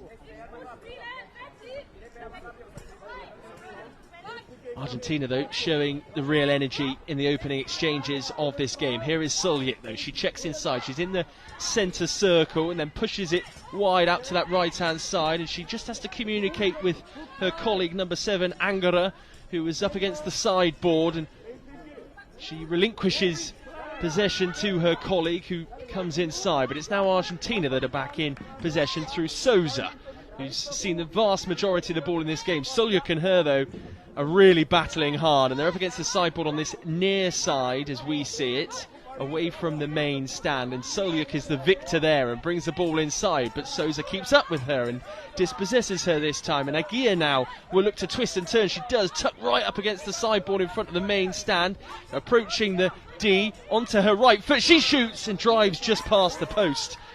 So no opening goal there, but a fantastic effort, and Tanya Hengel almost had her work cut out. Yeah, it was a good little run by the 10. She's out on the left-hand board and she's come across goal and just missed the far post by a foot or two. But it was a good effort and had the goalkeeper scrambling. So Souza and Solyuk are in a one-on-one battle and have been for all of the opening exchanges so far. And they've, well, it's Solyuk that's forced Souza all the way down the field. Bit of confusion as to whether that's a goal clearance or a corner. It's in fact a corner, and the referee gives the ball a shake and puts it down there. I'm sure the guide behind the goal will have a few words of encouragement at this point. 3-person wall for Austria, just on the edge or halfway between the box in front of the goalkeeper's goal and the D, and it's taken quickly by Argentina. They're running towards their own goal, but now it's an excellent turn by Aguirre, who shoots and forces a fantastic stop. Souza on the follow-up, and she just is nutmegged there just as she was about to shoot. Couldn't quite get her bearings in terms of the ball, and it's all the way back through now to Medina, who will start again for Argentina on the edge of their own D. She moves out of her defensive third and into the middle third of the park. Just twists so elegantly and easily past Angara, one of the two twins in this Austrian side. She heads out to that far side in front of the main stand, but that's an excellent ball which tucks it back inside to Souza. We've gone from left to right in front of the sideboard on this near side now. Souza shoots, but her shot is blocked immediately, and she uses the sideboard again on this near side as we see it. Just tries to chip the ball in towards her colleague in the middle of the park, Aguirre, and it is deflected off a red shirt and goes out for a corner. And it's been all Argentina so far. There's a couple of people and a few watcher-ons away to the far side through the railings as well that are enjoying the football today. Everybody braving the weather, umbrellas up everywhere, ponchos included. They're giving them some entertainment so far in this game, are Argentina. Here's Souza, moves into the D, looking for the opening goal, and it's again just pushed wide, this time by Aguirre, and it will be a goal clearance. Yeah, it was quite close. That she's hit it first time. It's come across her. It's a difficult skill for a blind person to do that. It's not easy at all. Normally they have to take a touch to locate the ball, but she's taken it first time, and it's screwed off the outside of the foot and it's gone wide of the post. The big scoreboard is lit up behind the Argentine goal, and it's yet to change, but we have seen just under 6 minutes played so far in this first half of this second match of the day in Group B of the women's blind football competition. Argentina already through to the semi-finals. Austria, though, wanting to cause a massive upset and see if they can get 3 points against the South American side. So far it's been all Argentina, though, and they've looked the more likely to grab the opening goal. You've not missed any action as I've been speaking there. The goalkeeper just patiently waiting inside the box there of the Argentine goal for the ball to trickle her way. It's sent, though, upfield. The referee sprints beyond the ball to try and get out of the way, but it's with Souza, and she's tackled firmly by Gottwald, and it will be another corner for Argentina. Yeah, it's all Argentina at the moment. They're sort of passing the ball amongst themselves and knocking it round, and they're looking quite good again. And I think it's only a matter of time before they get something on the scoreboard. But Austrians are doing well. They're holding out, and their game plan is going to be, let's get it to half-time, get it 0-0, and hopefully get a breakaway in the second half. And it would be a massive surprise, but that's obviously the game plan, and at the moment it's working. The pause there. One of the Austrian players in a red shirt, white socks, red shorts and green boots. They've got mismatching boots in this Austrian side. The was just tying up her laces there, so we had a bit of a delay for the penalty to be taken. It looks as though Elena Quinteros will be being prepared to come on for Argentina as well. First change for them almost halfway through the first half. Corner comes to nothing though, and it will be an Austrian goal kick. The whistle has gone again though for a stoppage in play. It's a timeout to Austria. They've called a timeout, so get a bit of water on board.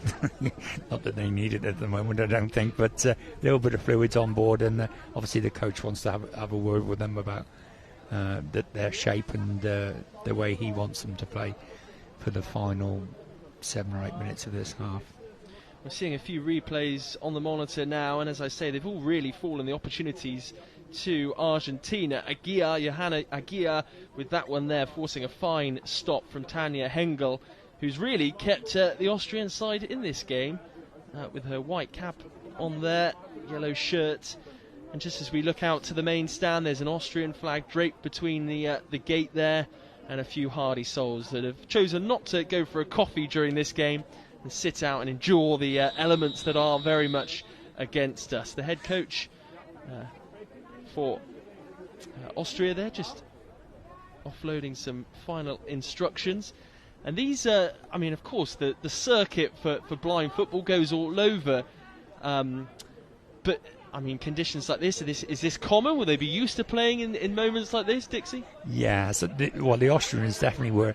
I can remember a good few years, about 6 or 7 years ago, I went to Vienna for a long weekend refereeing some games over there, and we had very similar weather. One day it was, sort of 25, 30 degrees, and the next day it was pouring down with rain and about 10. So the Austrians would be well used to it, and Argentines the same. Their weather is very similar to ours. Well, Angora has had her pockets picked, and this is a real mazy run by Aguirre.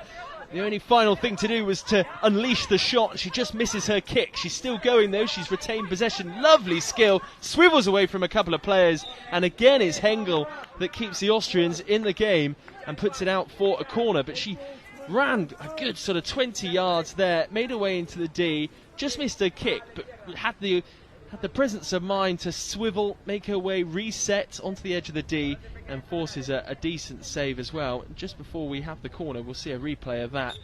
Hengel couldn't quite hold it, but a fine save nonetheless. We're away again, and a chance once more for the Argentines. Souza recollects the ball on that far side, just in front of the sideboard, shoots, scuffs her shot slightly. This time, much easier for Hengel in the Austrian goal. Yeah, that was an unusual corner, that, because the two girls were together. Then the captain in number 8 broke away and went to the far post, and the 10 just lofted the ball to the far post and picked her out. It's a quite inventive corner. Here's Souza again, twisting, turning, swivelling away from players, just drags her shot wide. But for context there, she literally just ran down the centre of the pitch, twists, turns, moves past 1 or 2 defenders, and then just as she was about to pull the trigger on the shot to beat Hengel, she just dragged it wide of the left post. But a fine effort. Yeah, it was a great effort, a great run, just lacking a little bit of composure in front of goal, and she just missed it a little bit. But the Austrian defence is under siege at the moment.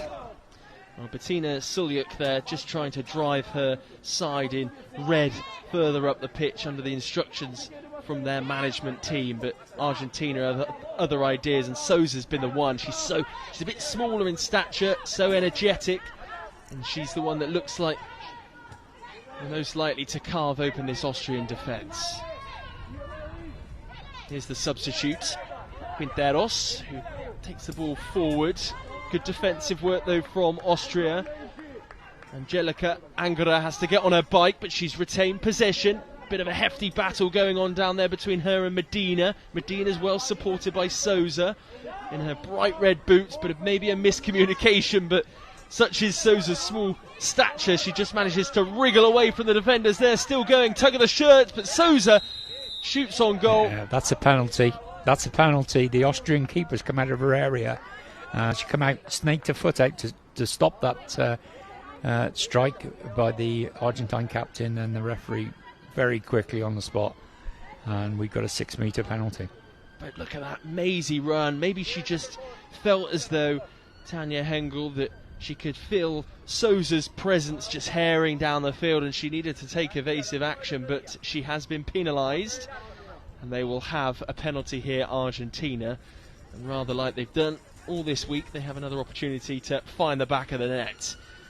Will they be the side to take an early advantage? It will be Medina to take the penalty. The referee's got her foot on the ball at the moment, right on the edge of the D. She's just checked her eye covering there as well. The goalkeeper, Tanja Hengel, will be looking to make amends from her mistake. She's just jumping up and down on the spot at the moment, trying to keep her legs warm, make sure she's got fast feet, fast hands to try and make a stop here. Medina just takes a big deep breath. She gets her bearings as well, holds her arms out in front of her just to make sure she's aware where the goal is. The guy behind the goal taps the woodwork as well, so she can just adjust her body slightly to where the posts are, give her the best opportunity of finding the net. She's taking her time here, puts her hand down the ball, looks set to put Argentina ahead, but forces a cracking save from Tanja Hengel, who duly celebrates. A big fist pump from the Austrian goalkeeper. She makes up for her error, and Austria are let off. Yes, it was. It wasn't a bad penalty. You know, she's gone into the corner, into the right-hand post, and the Austrian keeper's flown across there and got a good hand to it and pushed it out for a corner. Well done. Corner though taken quickly, and Argentina will not let up. Souza makes her way into the D. That misses everybody though, but Souza's really the one that is just controlling this game. She's everywhere, she's through again, she enters the D and forces Austria into conceding a corner. Angara, one of the two twins, the player to put the ball behind. Here's that save again on the replay. Real concentration shown by Tanja Hengel just to parry the ball away. A real strong parry as well from her, away to her left-hand side, and celebrates emphatically too. Yeah, we've got a timeout now to Argentina. Time out. A chance for the Argentine coaching staff to offload some instructions. I'm not sure exactly which guide it is behind the goal. Maybe Hugo Santiago behind the Argentina goal, but his work there to help the penalty taker didn't work in the end. It was a big old save from the Austrian, but here's another run from Souza on the replay here. You can see just how mesmeric she is with the ball at her feet, the ability just to switch the ball between left and right foot. And is that the technique used generally in blind football, to keep control, close control of the ball? Yes, it's totally different what you would teach a sighted player to do. With a sighted player, you're telling them to get the ball out from their feet, and they're sort of touching it with the outside of foot as they run, not to break their stride pattern. With a blind person, they have to tap it from left to right and keep the ball in between their feet to cover the ground, and as they progress, that distance becomes further and further forward. It's the only way to do it for a blind person, as I say, is just to tap it from left to right, and move as quickly as you can. But she's a really good example of how to dribble in blind football, and number 8, the captain, she does it extremely well.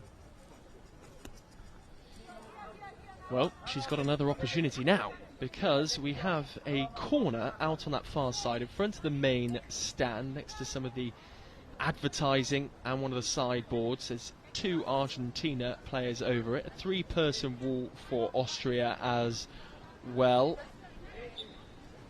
Number 6, Angara, and her twin form part of the wall, but it will be Souza that, of course, brings the ball away and tries for a shot. Instead, she looks for an Argentine colleague, but doesn't quite find Aguirre, who is forced backwards by the number 10, Sulyuk. Here is Souza once more, though. Twisting, turning, looking for a gap, a crack, a chink in the armour of this Austrian defence. Bit of a miscue on the kick there from the Austrian player, but they will bring it away into the middle third.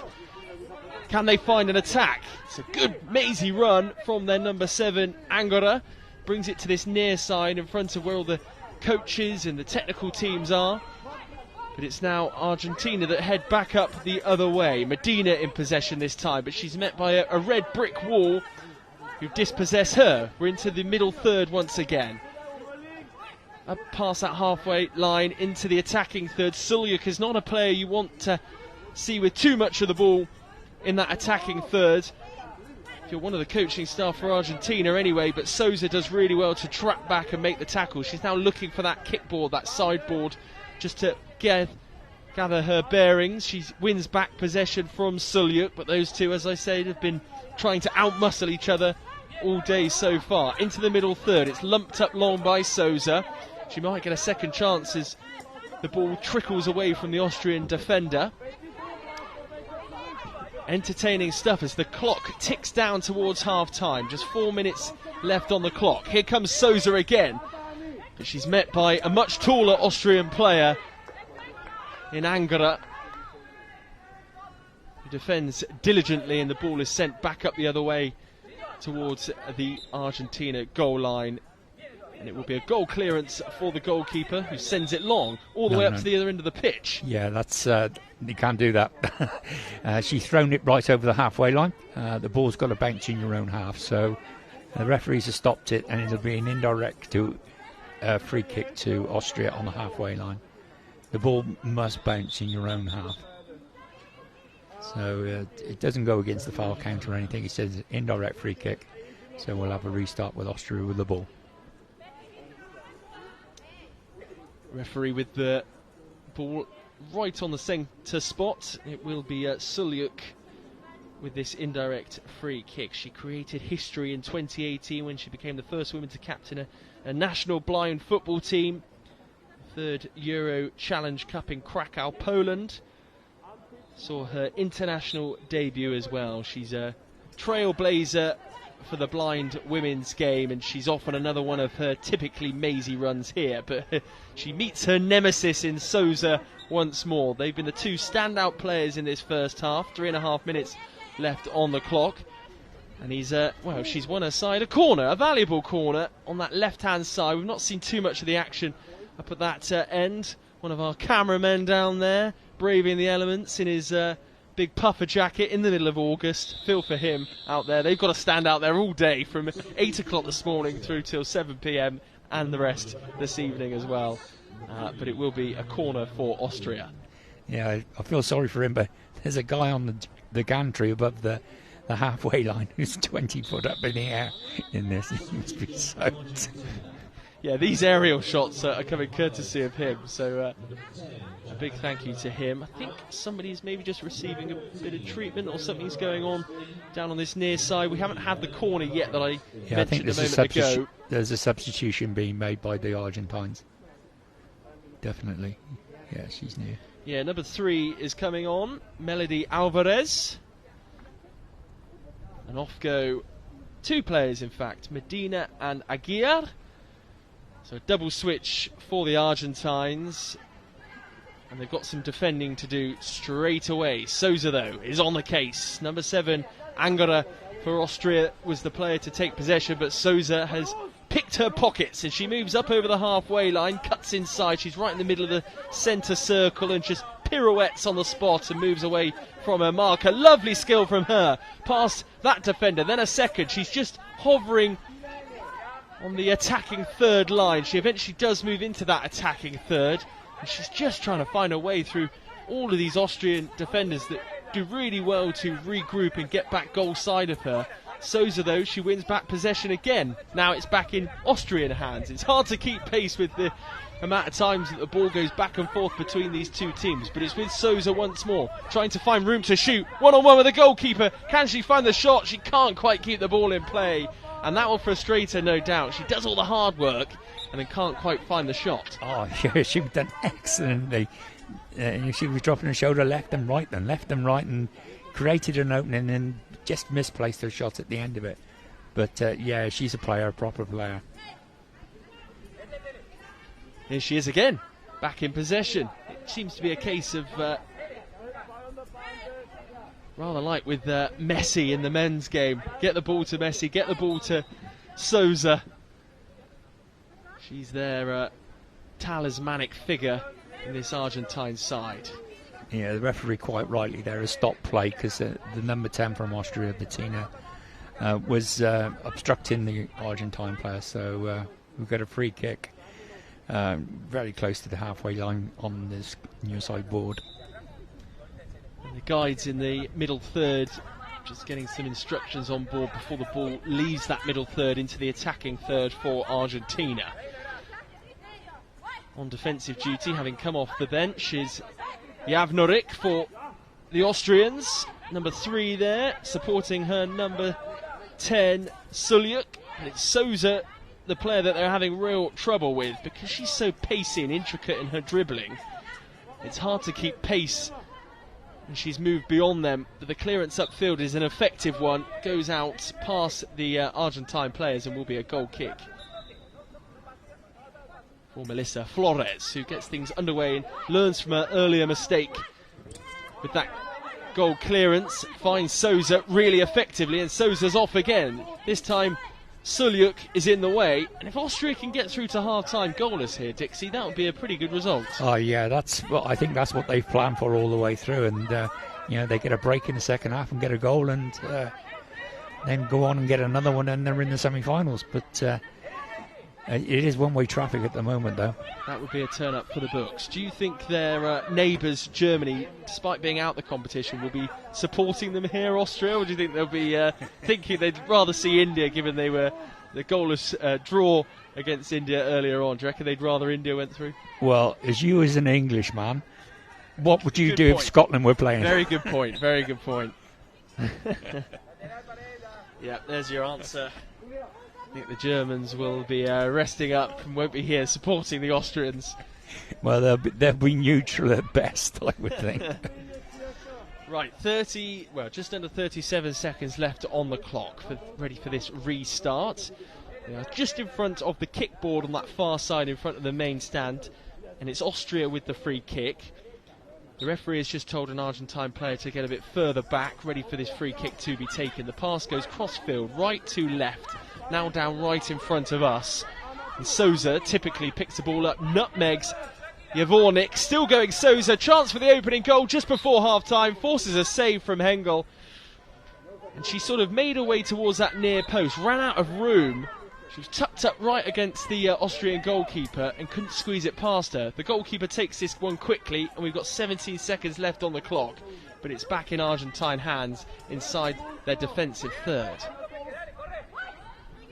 Javornik trying to gather her bearings and utilise the kickboard there to regain possession, but Souza's quickly on her case. And there goes the half-time whistle. It's been an action-packed first half. We've seen a penalty go a-begging. Fine save from Tanja Hengel to make up for her error. But there's been some excellent opportunities as well for Johanna Aguirre, as well as Garcia Souza. And we're seeing a few of those now. I think this is the opportunity now for Souza, if I remember rightly, or maybe Aguirre as well. Yes, that one, that superb save, a really strong right hand, and Souza couldn't quite follow that one up. And then, of course, we saw the penalty as well. And on the whole, Dixie, it's been Argentina's game in terms of an attacking threat. But Austria have, in fairness to them, stood firm, and they're doing their job diligently. They've done what no other team in this group has done. Managed to take Argentina to a 0-0 at half-time. So they're doing really, really well. So that's half the game plan. Big tick for Austria, and now they've got to try and get forward and try and open it up and grab a goal. But as looking at these replays, you can see that number 8 and number 10 for Argentina are just a different class from anyone else on the pitch. And although this penalty wasn't converted, it wasn't a bad penalty. She got it into the corner. Hats off to the goalkeeper. She's done a blinking great job there. You know, that's not an easy save from 6 metres, and she's got herself across quite nicely and pushed it out, completely away from the goal as well, which is an important thing to do. You don't want to bring it back into play, and she's got it round the post and out of the way. There's another little attack, and it comes to nothing. One thing with Souza, in my mind, what she does wrong, she's brilliant at dribbling, but she gets the ball too close to the goalkeeper. if she took the shot a little bit earlier, the goal would be that much bigger for her. As I say, the closer she gets to the keeper, the angles get tighter and tighter. So, if I was the coach, I'd be saying to her, you get 6 meters out, let fly from there, because she can hit a ball, so it's not a problem. But if she lets fly a little bit earlier, that would be my suggestion. Maybe something for the attacking guide as well to discuss with her at the interval. No goals so far today. We're still waiting for our opener in these opening 2 fixtures. The rain has stopped in Birmingham, and it's not dampened our spirits anyway. Still goalless in this second women's game between Austria and Argentina. We'll be back in a few moments' time for all the second half action. It's fast, technical and tense. This is your guide to five-a-side football. There are 5 players per team, 4 outfield players and a goalkeeper. The aim of the sport is to score a goal by kicking the ball into your opponent's goal, and at the end of the game, whoever scored the most wins. Players must wear eye shades to ensure that all players have the same level of vision. That is apart from the goalkeepers, who aren't required to wear eye shades and can be fully sighted. Their job is to keep the ball from going in the goal behind them. But how do the players on the field know where the ball, or indeed the goal, is? Well, the ball in blind football is specially designed to make sound whenever it moves. Also, each team has a guide behind the opposition goal to help direct them. Each player is required to shout "Voy" when going for the ball. This ensures every player has the cues they need to help build a picture of what's going on and what to do next in defence or attack. To help this, total silence is required from the crowd until a goal goes in. Voy is Spanish for go, and it was the Spanish who were credited with originally developing blind football in the 1920s. As well as the Paralympics, teams from all corners of the world can compete at World, European, Asian, African and America's Championships, as well as a World Grand Prix.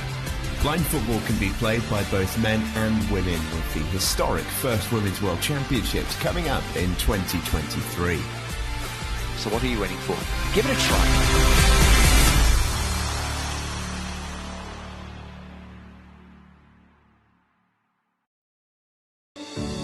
IBSA, International Blind Sports Federation, presents, with the support of the International Paralympic Committee, IBSA Anti-Doping App, the first application of its kind in the Paralympic movement, specifically designed for blind and visually impaired people.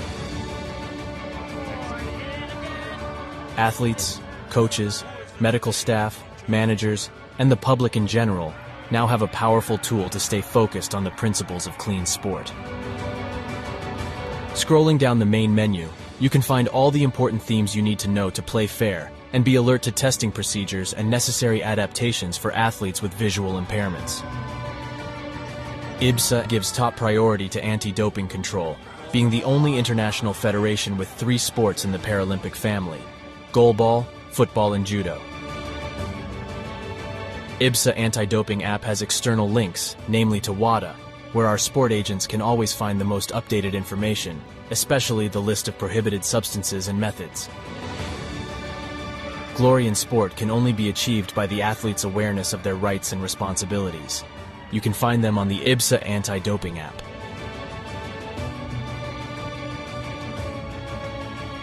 IBSA is continuously promoting anti-doping education to all its affiliate athletes and sport agents, not only about the consequences of the use of doping and the risk of using supplements.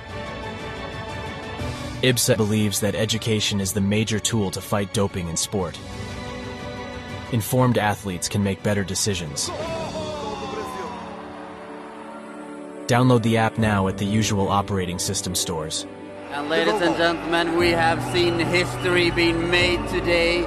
Such a great team at these championships. IBSA. Beyond sight. Feel the sport.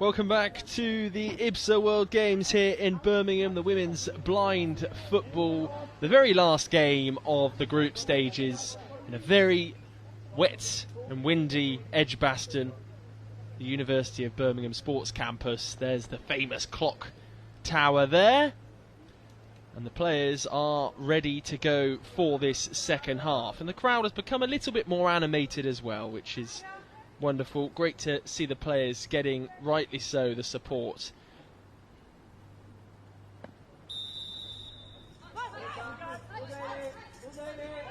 And away we go.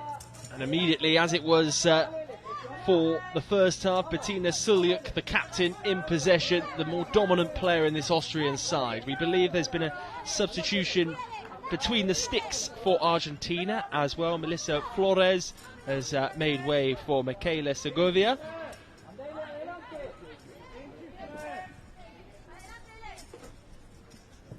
The players are battling out on that far side, right in front of the kickboard. It was the number 3, Melody Alvarez, up against Suljak again, and the ball has just been sent, floated out to this right-hand side this time, and this time it's Angelica Angara that's battling up against the number 10, Aguirre.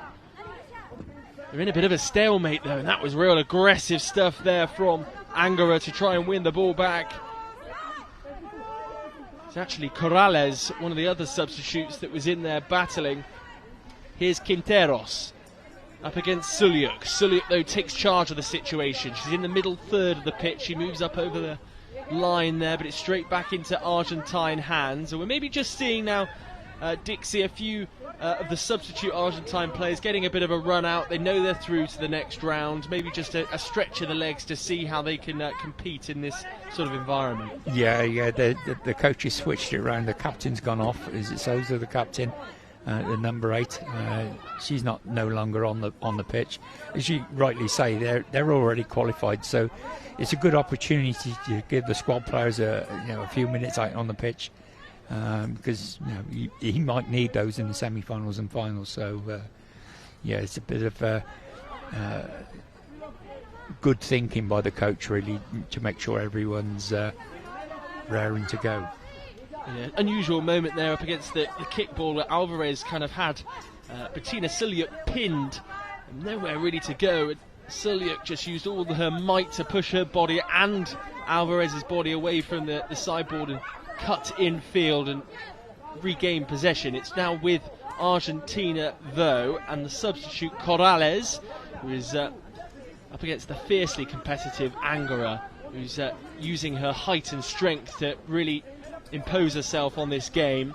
Now the number 3 Alvarez up against the board again, out on that far side in front of the main stand, up against Suljak. Those two, I wonder if there's been a few words exchanged as well as they continue to battle pretty aggressively. Then Suljak gets a chance as the ball comes infield right on the line for the attacking third to shoot. But she just loses, I should say, her balance ever so slightly and is forced further wide. Now we're up against the kickboard in front of the coaching staff. And again, it's Suljak battling in there, and she's just locked on arm with the Argentine defender. And again, we have this sort of stalemate situation where neither player can take control of the ball, and eventually the referee intervenes. Yeah, the referee's just having a quick word with both of them. They're perhaps getting a little bit too aggressive. I think it was the old saying is 6 of one and a half dozen of another one there, really. So I think we're going to restart with a bounce ball.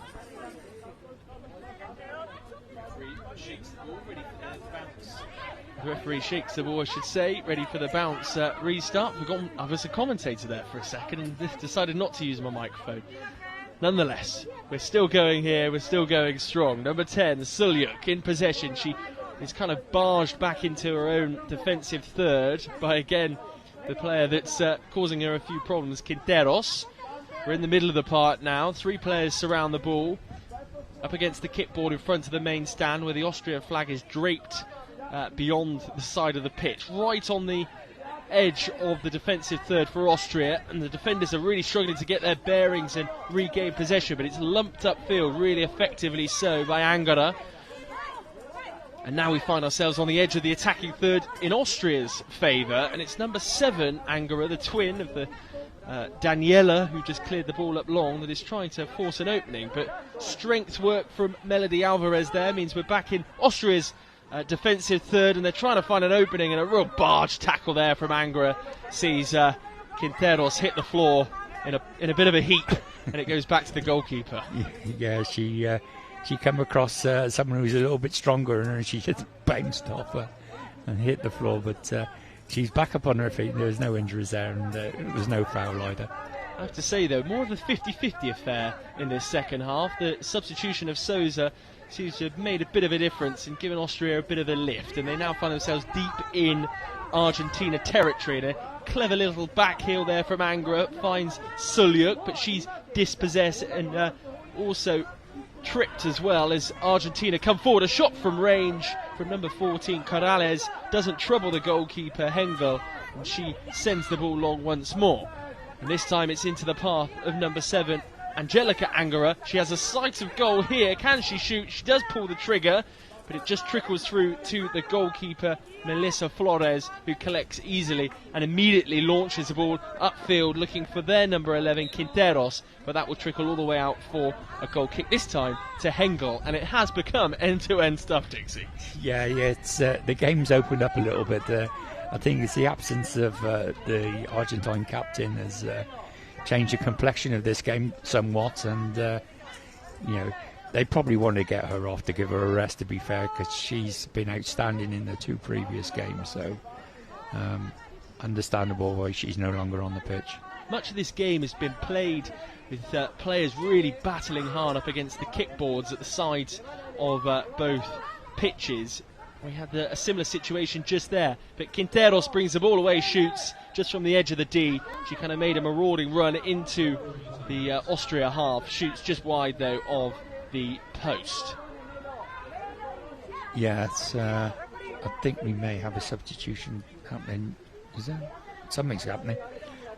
The referee was just having a word with somebody, I think one of the coaching staff, but we're not got a camera visual on any substitutions at the moment. We'll wait to see if we recognise any new numbers on the pitch. But how important are those kickboards at the side of the pitch, Dixie, in terms of players getting their bearings and I guess adding a bit of physicality to the game? Yeah, the kickboards are vital. Without those, we wouldn't have a game where the ball would be out of play. And you'll see as the players get more experienced and more used to playing, when we see the men playing in the next game, they very rarely use the kickboards at all. They sort of play inside. So I think it's a bit of a safety thing for the players who haven't been playing that much, and it gives them an idea of their location on the pitch, and it's just a bit of a safety net, really. Daniela Angara there just trying to make herself a real menace on this near side in front of the kickboard as we see it just beneath us.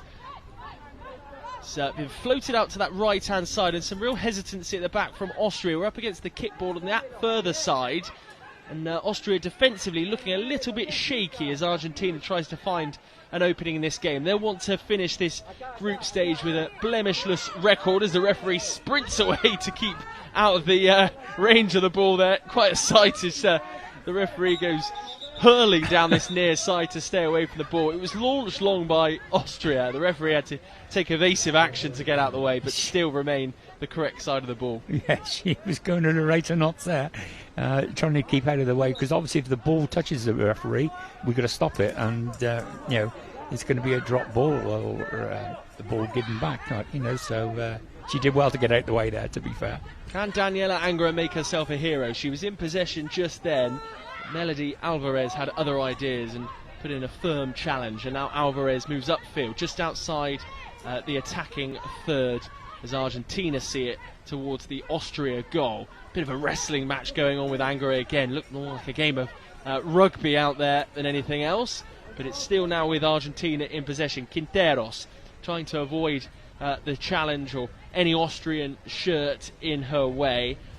Bit of shirt grabbing going on. We're up against the kickboard again on this near side, but tucked right inside Austrian territory in their defensive third. Argentina happy to take their time. They're in no rush at all, but Angara brings the ball away, moves out of their defensive third for Austria. She's been one of the standout performers in this second half here, but eventually she is dispossessed by Melody Alvarez, who is bang on the halfway line.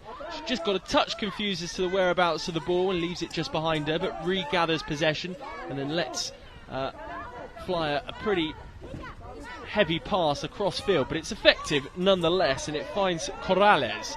Back it goes though to Alvarez in the middle of the park, who makes a decent darting run upfield. I think she's overcooked it ever so slightly. She has, and it has gone out for a goal kick for Tanja Hengel.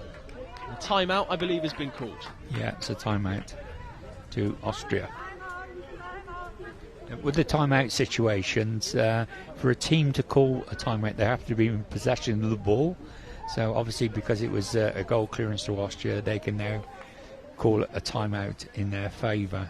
Each team gets one timeout per half, and they can use those timeouts whenever they want. In fact, we saw a couple of games yesterday, and they kept their timeouts to the last 40 seconds, so they can use them when they want.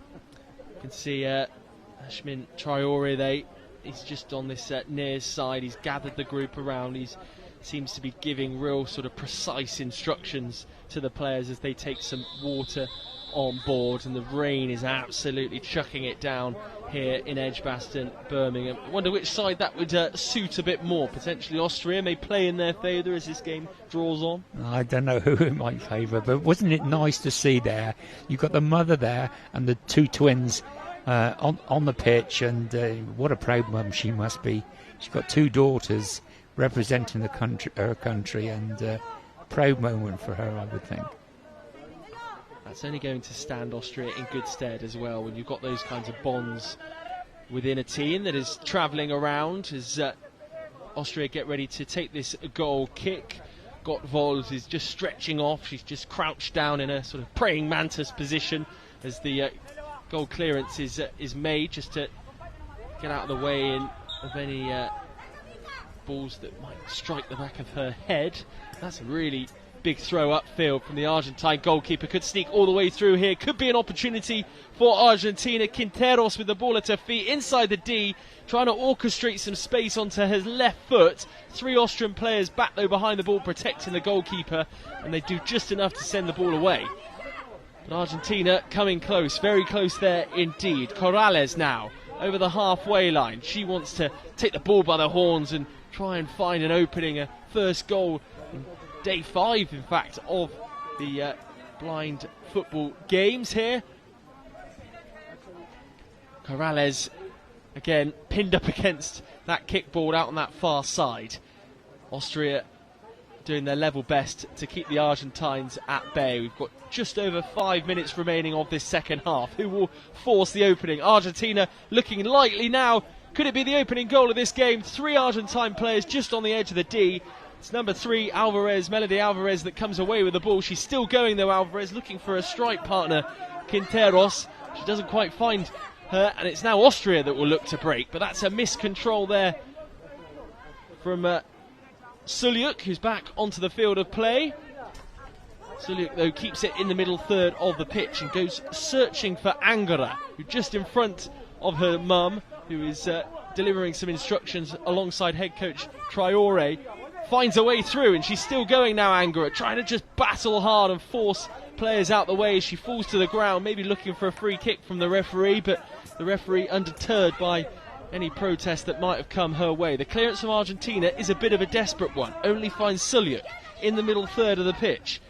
She pokes the ball through again, looking for Angara, and Argentina and a number of players get back goal side, albeit inside their own D, so they're living precariously inside their own half. Angara doing so well just to keep the pressure on her South American counterparts, but it's Argentina that come away with the ball, and she's been a bright spot, Melody Alvarez, since coming on. She's done a lot of the dirty work for this Argentina side to try and force openings in this game, and much of the game now being played around the centre of the pitch, when before we were seeing a lot of action up against the kickboard, which we now find ourselves back alongside again. But Angara again in the action in the final third, does shoot, gets a shot away on goal, but it will be a corner because I think that came off an Argentina player. No, I don't think. No, I think I might disagree with you. I don't think it did, though. Yeah, I think she just mishit it, and it's gone out for a goal clearance. Whistle went. A substitution. Is it a substitution? Yeah, we're seeing a substitution now. So back on comes on Johanna Aguiar. Number 10 trots on confidently. She'll look for an opening goal in this game, and it's gone all the way through from the goal clearance there. And Argentina now, as Souza remains off the pitch. Quinteros will be looking to combine, I'm sure, with Aguiar to find the opening goal. Up against the sideboard on that far side, in front of the main stand, which goes about sort of 20 rows back, and it's got a few supporters in there trying to urge these two teams forward to find an opening goal from day 5. Sulyuk now trying to battle her way through, but she's stopped in her tracks by Corrales. Chipped forward into the middle third. Neither player yet to really sort of take control of the situation, but Aguiar gets the first touch. Good recovery there from Angara. And of course, the limitation that Austria have, not too many substitutions, so they can't freshen things up like the Argentines. Aguiar wins the ball back, and she's looking really energetic now. She just looks to shoot and doesn't get good fortune there. She's up against Sulyuk, deep inside Austrian territory. Sulyuk uses her body just to marshal her away from the ball, but she's left the ball behind, and Aguiar just reads that really well and then swivels through a few players and tries to shoot, but it goes and trickles out for a goal kick. Real talent that Aguiar and Souza have with dribbling with the ball at their feet. Yeah, those two goals are particularly good, and we've noticed in the previous games that how well they run with the ball, and they've got a nice little link-up play between each other, and they pass the ball around really well. Now we're in the centre of the pitch with the Austrians who push it out wide to the far kickboard, and still in control of the ball, the Austrians. Argentines have just nicked it away, and they're just pushing the Austrians back, but it breaks again for the Austrians, and they come forward again. Yeah, Austrians pick the ball up, send a long ball down the right hand side, which is going to run out. It'll be a goal clearance, and we've not got long left. Cause I can't tell you how long because our clock's gone off. Dixie and I have just lost one of our monitors, so we can't tell you how long is left of this game, so we'll have to leave it to your imagination, or at least 1 minute 20, I'm told in my ear, until the end of this game. We're having to deal with the elements, of course. We're in Edgbaston today for this big fixture, and the rain is coming down. We're in a little marquee, a little gazebo, so we're making use of what we've got. But Austria, you have to hand it to them, have done so well to stick in this game against an Argentine side which we know are full of talent.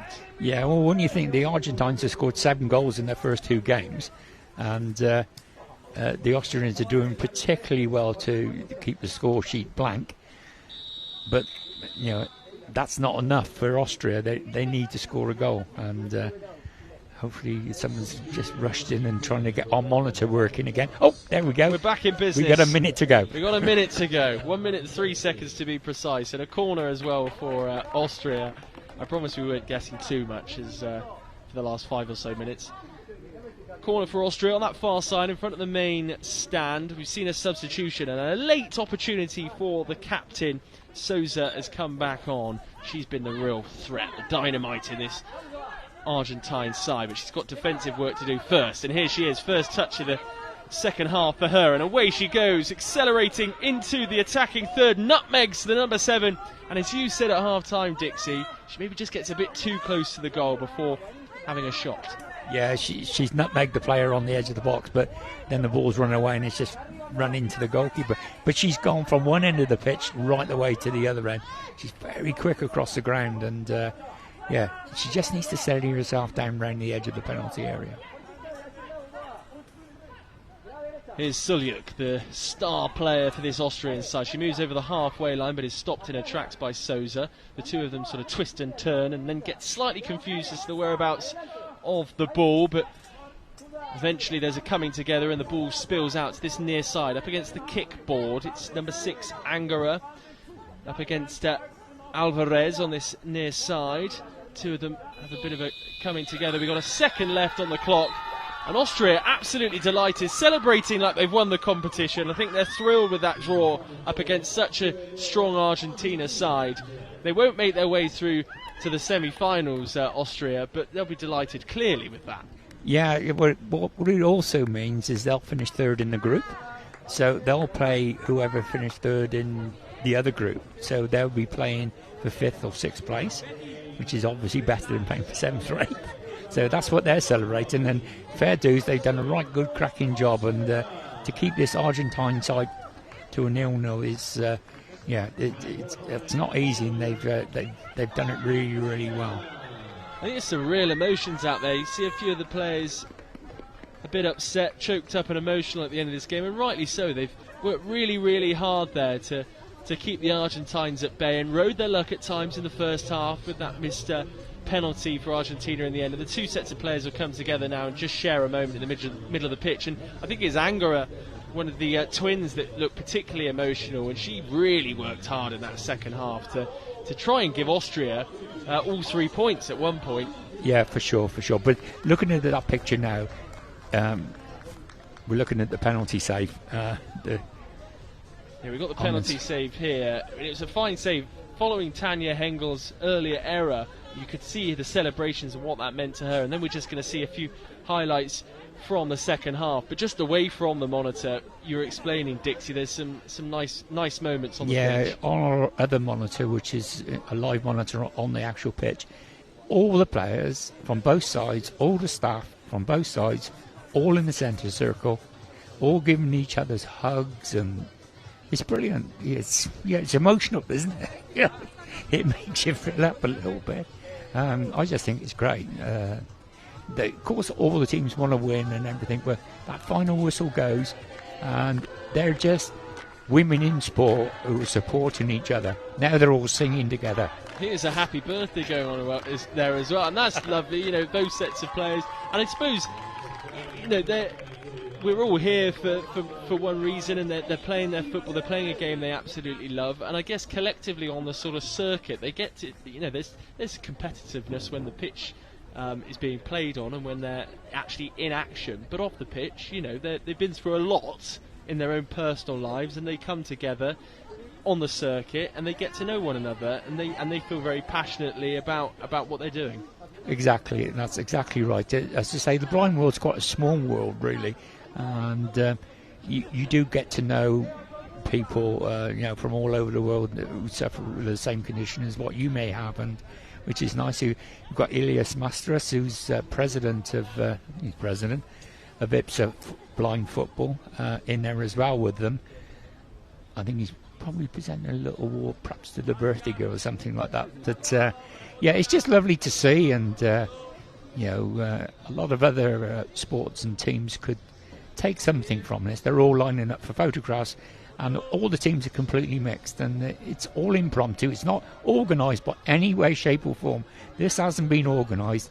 They've done it themselves. Yeah, I just think it's great. Absolutely. They're all just sharing a moment in the middle of the pitch, having a few pictures taken just to remember this very special day. Well, Argentina progressed through to the semi-finals, of course, and as you rightly say, the Austrian side will contest that spot for 5th and 6th place, the third sort of place playoff, if you like. But just looking ahead to the fixtures then for the remainder of the day, coming up at 12:30, we've got the men's games, France against Colombia, and then more fixtures later on as well this afternoon. So we'll be back in roughly 50 minutes for that France-Colombia game. Then, of course, Mexico-Iran later on, and Morocco-Brazil as well to conclude Group D. Thank you for joining us once again. The final score, maybe surprisingly so for the Austrians, goalless between them and Argentina. Argentina progress to the semi-finals along with India in Group B. And there's going to be some fascinating encounters over the course of the weekend. We'll see you in about 50 minutes' time.